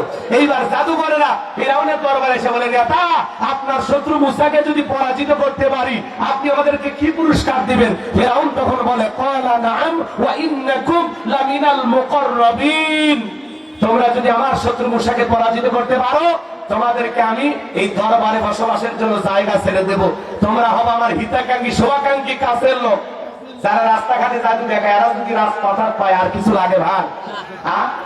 কেউ যদি বলে, নেতা যদি বলে তুমি আমার কাছের লোক, আর কিছু লাগে? নেতার কথায় রাতকে দিন করা যায়, খরচ দিয়ে মানুষকে হত্যা করা যায়, মিথ্যা মামলা দিয়া আলেমদেরকে জেলখানায় বন্দী করা যায়। কথা বলে, কারণ নেতা বলছে তুমি আমার লোক। ফিরাউন বলতেছে, এই মুসারে পরাজিত করো, এই দরবারে তোমরা থাকবা, তোমরা আমার নিকটতম ব্যক্তি। এরা মহা খুশি হয়ে গেছে। এইবার হাজার হাজার দর্শকের সামনে খেলা শুরু হবে। এমন অবস্থায় জাদুকররা ডেকে বলে, ও নবী মুসা, জাদুর তন্ত্র মন্ত্র আগে আমরাই নিক্ষেপ করবা না তুমি নিক্ষেপ করবা? মুসা নবী বলে, ওস্তাদের মা শেষ রাতে, তোমরা জাদুর বান দেখাও। এইবার বাজান গো আমার, ওরা জাদুর বান নিক্ষেপ করতে লাগলো। সংক্ষিপ্ত কথা বলে দিয়ে যাই বাজান, এইবার তারা বাঘ বানাইছে, ভাল্লুক বানাইছে, রশি বানাইছে, মানুষের চোখে মুখে পর্যন্ত জাদু নিক্ষেপ করছে। জাদু নিক্ষেপ করতে করতে ওদের চালান পাতি শেষ। আর একটা মন্ত্র জানা নাই জাদু দেখাবে। এইবার ডেকে বলে, নবী মুসা তুমি তোমার জাদুর খেলা দেখাও। আল্লাহ সুন্দর করে বলেন, ওয়া আওহাইনা ইলা মুসা আন আলকি আসাকা ফাইযা হিয়া তালকাফু মা ইয়াফিকুন। আল্লাহ বলে, নবী ওহীর মাধ্যমে জানায় দিলেন, ও নবী মুসা, তোমার হাতের লাঠিটা শুধুমাত্র ছেড়ে দাও। মুসা নবী হাতের লাঠিটা নিক্ষেপ করলেন, হয়ে গেল বিশাল বড় সাপ। সেই সাপের ঠোঁটটা নিচুতে, ওপরের ঠোঁটটা 80 ফিট উঁচুতে, এক নিঃশ্বাসে সমস্ত জাদু খাইয়া দেখে বলে, ফিরাউন রে, আরো কি জাদু আছে? এই দৃশ্য দেখে ফিরাউনের পেছনে রাস্তাতে গরম হাওয়া বের হয়ে গেছে। আর জাদুকরে বুঝতে পেরেছে নবী মুসা যেটা দেখালো ওইটা জাদু না, ওইটা জাদুর দাদু। ডাক্তার ছেলে, বক্তা ছেলে, হুজুর ছেলে, শিক্ষক ছেলে, নেতা ছেলে, দালালকে ছেলে, ব্যবসায়ী আর এক ব্যবসায়ীকে ছেলে। জাদুকরেরা বোঝে কোনটা জাদু আর কোনটা জাদু না। কথা কি বলছেন ভাই? না বুঝলে আলহামদুলিল্লাহ, শোনেন না, সামনের দিকে যাই বাজান।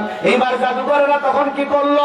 ওয়া উলকিয়াস সাহারাতু সাজিদিন, সিজদায় তারা মাথা নত করলেন, ঘোষণা করলেন, ক্বালু আমান্না বিরাব্বিল আলামিন, রব্বি মূসা ওয়া হারুন। দেখে বলেন, আমরা ঈমান আনলাম বিশ্বের রবের প্রতি, যিনি মুসা এবং হারুনের রব, মুসা এবং হারুনের প্রতিপালক। এরা যখন ঈমান আনলো, ফিরাউন তখন দেখে বলে, আমার অনুমতি ছাড়া ঈমান আনলা, আমি তোমাদের শরীরে ছাড়াবো, ফাঁসি দিয়ে মারবো, হাত পা কেটে নেবো। অনেক হুমকি ধুমকি দিল বাজান। ঈমানদাররা ডেকে বলে, তোর মতো জালেমের চামচামি করে মরার চাইতে ঈমান এনে মরাই ভালো। আল্লাহু আকবার। আরেকটু জোরে কোন আল্লাহু আকবার। এবার শোনেন, ফাইনাল খেলা, অনেক কথা ছিল, সংক্ষিপ্ত কথা। ফিরাউনের মাথা গরম হয়ে গেল, দল বল নিয়ে মুসা এবং তার উম্মতদেরকে আক্রমণ করেছেন। মুসা এবং তার উম্মতদেরকে আক্রমণ করেছেন দুনিয়ার জমিন থেকে বিদায় করে দেওয়ার জন্য। এইবার মুসা আলাইহিস সালাম তার উম্মতদেরকে নিয়ে দৌড়াইতে দরিয়ার নিকটবর্তী স্থানে পৌঁছে গেছে। উম্মতদের ডেকে বলে, পয়গম্বর, হয় পানিতে ডুবে মরা লাগবে, আর না হলে ফিরাউনের সেনাবাহিনীর হাতে মরা লাগবে, তাছাড়া তো রাস্তা দেখি না। মুসা আলাইহিস সালাম ডেকে বলে, আমার উম্মতেরা ঘাবড়ায়ও না, এখানে শুধু আমরাই না, আমাদের সাথে আরেকজন আছেন, তিনি কে? মুমিন যদি আল্লাহর উপরে তাওয়াক্কুল করে, মুমিনের কোনো ভয় আছে? আমার রব আমার জন্য যথেষ্ট। কথা বলে ঠিক কি না? আল্লাহ ডেকে বলে, নবী মুসা, তোমার হাতের লাঠি দিয়ে পানিতে আঘাত করো, আমি আল্লাহ তাআলা তোমাদের জন্য রাস্তা বানায় দিব। পয়গম্বর যখন হাতের লাঠি দিয়ে সুন্দর করে পানির মধ্যে আঘাত করলেন, আল্লাহ তাআলা সমুদ্রে বুক চিরে গিয়ে কি রাস্তা বানায় দিলেন। আমার আল্লাহ বলে, ও নবী মুসা, তুমি তোমার উম্মতদেরকে নিয়ে নিরাপদে দরিয়া পার হয়ে যাও। পয়গম্বর তাই করলেন, উম্মতদেরকে নিয়ে নিরাপদে আল্লাহ তাআলা দরিয়া পার করে দিলেন। বলেন সুবহানাল্লাহ। এইবার ফিরাউন তার সেনাবাহিনী নিয়ে কেদার মাস্তান নিয়ে এসে দেখে কি সুন্দর সমুদ্রে বুকে একটা রাস্তা দেখা যায়। মনে করছে এই রাস্তা আমার বাপ দাদা বানায় গেছে। ওই রাস্তা দিয়ে সবাইকে বলতেছে, ওঠো, এই রাস্তায় ওঠো। সবাইকে নিয়ে নেতা সহ সবাই মিলে যখন ওই রাস্তায় উঠেছে, বাজার একই রাস্তা, ইমানদারদের জন্য নিরাপদ, জালেমদের জন্য মৃত্যুর ফাঁদ। সমুদ্রের মাঝামাঝি যখন চলে গেছে, আল্লাহ ডেকে বলে, সমুদ্রে পানি রে, তুই তোর খেলা দেখা। সমুদ্রের বুকে উতাল পাতাল ঢের সৃষ্টি হয়ে গেল। ফিরাউনের ছেলা সামুন্ডা যা ছিল বাজার, পানি খাইয়া সুপে মরে শেষ। একটাও বেঁচে নেই, বেঁচে আছে খালি বড়টা, মিস্টার ফিরাউন। এইবার ফিরাউন পানি খায় কি কয় জানেন? আল্লাহকে বলতেছেন, ক্বালা আমানতু আন্নাহু লা ইলাহা ইল্লাল্লাযী আমানাত বিহি বানু ইসরাঈলা ওয়া আনা মিনাল মুসলিমিন। ফিরাউন থেকে বলে, আমি ঈমান আনলাম, তুমি ছাড়া কোনো মাবুদ নাই। বনি ইসরাঈল যে আল্লাহর প্রতি ঈমান এনেছে, আমি এসে আল্লাহর প্রতি ঈমান আনলাম। ওয়া আনা মিনাল মুসলিমিন, আল্লাহ আমি মুসলমান হয়ে গেছি, আর পানি খাওয়াইও না। ফিরাউন পানি খাইতেছে আর কি কয়, আল্লাহ আমি মুসলমান হয়ে গেছি। ওয়া আনা মিনাল মুসলিমিন, আমি মুসলমান হয়েছি, আত্মসমর্পণ করেছি, আর পানি খাওয়াইও না। আল্লাহ কি ঈমান কবুল করছেন? না। আল্লাহ ঈমান কবুল করছে না। আচ্ছা, ও যদি মুসলমান হয়, আপনার আমার মুসলমান হয়, দাম আছে না? কথা বলেন, দাম আছে? আল্লাহ ঈমান কবুল করেনি। আল্লাহ কি বলছেন জানেন? কত সুন্দর জবাব আমার আল্লাহ দিয়েছিলেন। আল আনা ওয়া ক্বাদ আসাইতা ক্বাবলু ওয়া কুনতা মিনাল মুফসিদিন। আরো জোরে কোন আল্লাহু আকবার। আমার আল্লাহ ডেকে বলে, এখনই মানুষ, এখন এর আগে কি করেছো? না ফারমানি নাফরমানি করেছো, বিশৃঙ্খলা সৃষ্টি করেছো, ক্ষমতার দাপটে 40 বছর শিক্ষা ব্যবস্থা বন্ধ করে রাখছো, ঘরে ঘরে মূর্তি ঢোকায় দিয়েছো, তোমার দাড়ি দাসীকে গরম তেলে চুবাইয়ে বিদায় করেছো, তোমার স্ত্রীকে তুমি নির্যাতন জুলুম করে আমি আল্লাহকে রব বলে স্বীকার করার কারণে হত্যা করেছো। আজকে মুসা এবং তার উম্মতদেরকে হত্যা করার জন্য আক্রমণ চালিয়েছো। ফিরাউন রে, তোর পাপের 16 করা পূর্ণ হয়ে গেছে। আমি আল্লাহ তোর ঈমানকে কবুল করব না, তবে মরার আগে শোন, আমি আল্লাহ তোর লাশটা রেখে দেব পৃথিবীর মানুষের শিক্ষার জন্য। সেদিন আল্লাহ তাআলা ফিরাউনকে চুবাইয়া চুবাইয়া দরিয়ার পানি খাওয়াইয়া পৃথিবীর জমিন থেকে বিদায় করে দিয়া আজ মিশরের জাদুঘরে ফিরাউনের সেই লাশটা আছে না নয়? মুসা প্রেমিকেরা যায় আর পায়ের 1,50,000 টাকা দামের জুতা কয় এই সেই ফিরাউন, মার জুতা, মার জুতা। সুটকি ফিরাউনের দেখা মুসা প্রেমিকেরা যদি জুতা মারে, জেতা ফিরাউন পাইলে আর সামলা দিয়ে ডুগডুগি বাজায়, তো কথা কোন ঠিক না? এজন্য বাজার ফিরাউনের যেমন জায়গা হয় নাই, নমরুদের যেমন জায়গা হয় নাই, নেতানিয়াহু বলেন, ডোনাল্ড ট্রাম্প বলেন, আর ভারতের দাদা বলেন, যারা মুসলমানের রক্ত রেখারা করে, ইসলামকে নিয়ে ষড়যন্ত্র করে, ওই জালেমের পরিণতি নমরুদ ফিরাউনের চাইতে ভয়ঙ্কর হবে। কথা বলেন ঠিক কিনা? এজন্য বাজার আল্লাহর জমিনে আল্লাহর দ্বীনের বিজয় আনার জন্য যদি জীবনও দেওয়া লাগে, কোন কোন মুসলমান আল্লাহর দ্বীনের জন্য জীবন দিতে প্রস্তুত? হাত তুলে দেখান। লিল্লাহি তাকবীর, লিল্লাহি তাকবীর। আল্লাহ আমাদের সবাইকে দ্বীনের জন্য, ইসলামের জন্য কবুল করেন। যারা বলেন আমিন। মনে রাখবেন, যতদিন পর্যন্ত আল্লাহর এই জমিন আল্লাহর বিধান চালু না হবে, ততদিন পর্যন্ত এই জমিনে শান্তি আসবে না। মানুষের তৈরি করা তন্ত্র মন্ত্র দিয়া, ডক্টর কামালের তৈরি করা সংবিধান দিয়া, লেনিন কালমার্ক্সের গণতন্ত্র দিয়ে শান্তি আনবে না। এই 56,000 বর্গ মাইলে শান্তি যদি প্রতিষ্ঠিত করতে চান, আল্লাহর জমিনে আল্লাহর দ্বীনকে প্রতিষ্ঠিত করা লাগবে। কথা বলেন। আল্লাহর আইন দিয়ে চোরের বিচার করা লাগবে, আল্লাহর আইন দিয়ে জিনাকারী নারী পুরুষের বিচার করা লাগবে, তাহলে সমাজে শান্তি আসবে।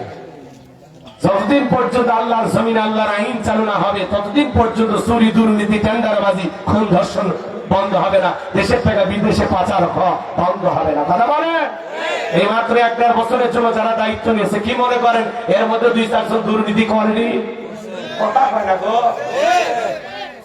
এরা কি ফেরেশতা? যারাই সিয়ারে যায় তারাই গিয়ারে থাকে, আর সিয়ারত বসলে খালি মাল কামান যায়। ওদের অন্তরে তো আর আল্লাহর ভয় নাই। কথা বা আল্লাহ আল্লাহরা সিয়ারে বসলে তো আল্লাহ ভয় করবে। এই মোসারু গাজারু ওরা সিয়ারে বসে আল্লাহ ভয় করবে? কথা বলেন। যতদিন পর্যন্ত আমরা সৎ না হবো, ততদিন আমাদের সমাজের নেতাও সৎ হবে না। কথা বলেন। আপনি 1 নম্বর নেতা হবে 1 নম্বর, আপনি 2 নম্বর নেতা হবে 6 নম্বর, আপনি সিটার নেতা হবে আন্তর্জাতিক সিটার। এজন্য যতদিন পর্যন্ত এদেশের মানুষ ভালো না হবে, ততদিন পর্যন্ত আমাদের সমাজে ভালো নেতা আসবে না। কথা বলেন। আপনার 1 মিনিটের সিদ্ধান্ত এই দেশে ভালো মানুষকে শাসক বানাবে। কথা বলেন। আল্লাহ আমাদের সবাইকে বুঝে আমল করা তৌফিক দান করেন। অনেক কথা বলার ছিল, আমি আগেই বলছি, আপনারা ধৈর্য নিয়ে বসলে আমি অনেক কথা বলতাম। কিসের একটা ব্যাখ্যা, 2টা বলতে বাস করে আমার সমস্যা আছে? আপনি থাকবেন না, আমি জোর করে আসলে ভাই রে বসান না। কোন সঙ্গীত নাই, এখন ডাইরেক্ট দোয়া। কেউ কিছু বলবে নাকি সেটা কর, আমি জোর করে দোয়া শুনে যাব। হিসেবে তো 12টার মধ্যে দোয়া করে দেওয়া উচিত ছিল। আল্লাহুম্মা আমিন। রব্বানা যালামনা আনফুসানা ওয়া ইল্লাম তাগফির লানা ওয়া তারহামনা লানাকুনান্না মিনাল খাসিরিন। তাজনগর ডাঙ্গাপাড়া হাফিজিয়া লিল্লাহ বোর্ডিং এতিমখানা মাদ্রাসার উন্নতি গল্পে আজকের এই 24তম বার্ষিক তাফসীরুল কোরআন মাহফিলের প্রধান অতিথি হযরত মাওলানা মুফতি আবুল হাসান দামাত বারাকাতুহুকে আল্লাহ কবুল করেন। সভাপতি জনাব আব্দুল মুত্তালিব সরকারকে কবুল করেন। আলোচনা করেছেন ফেরদাউস হাসান, মাওলানা মতলুবুর রহমান সিদ্দিকী। আল্লাহ তোমার গোলামদের কণ্ঠ তুমি দিনের জন্য কবুল করে নাও। আল্লাহ আমরা যারা হাত তুলে ধরেছি, আল্লাহ আজকের দোয়ার মুনাজাতকে তুমি কবুল করে নাও। আল্লাহ যারা দূর দূরান্ত থেকে হাজার হাজার নারী পুরুষ যারা কোরআনের কথা শোনার জন্য ছুটে এসেছিল, আল্লাহ সবাইকে দিনের জন্য কবুল করে নেন। আল্লাহ এই দেশের শান্তি ফিরিয়ে দেন। আগামীতে যারা আমাদের শাসক হলে দেশে শান্তি পাওয়া যাবে, এমন নেতাকে আল্লাহ আমাদের দেশের নেতা হিসেবে কবুল করে নেন। আল্লাহ দেশে দ্বীন আর ইসলামের বিজয় দিয়ে দেন। আল্লাহ তাআলা নেককার বান্দাদেরকে আগামীতে দেশের শাসক হিসেবে আপনি কবুল করে নেন। আল্লাহ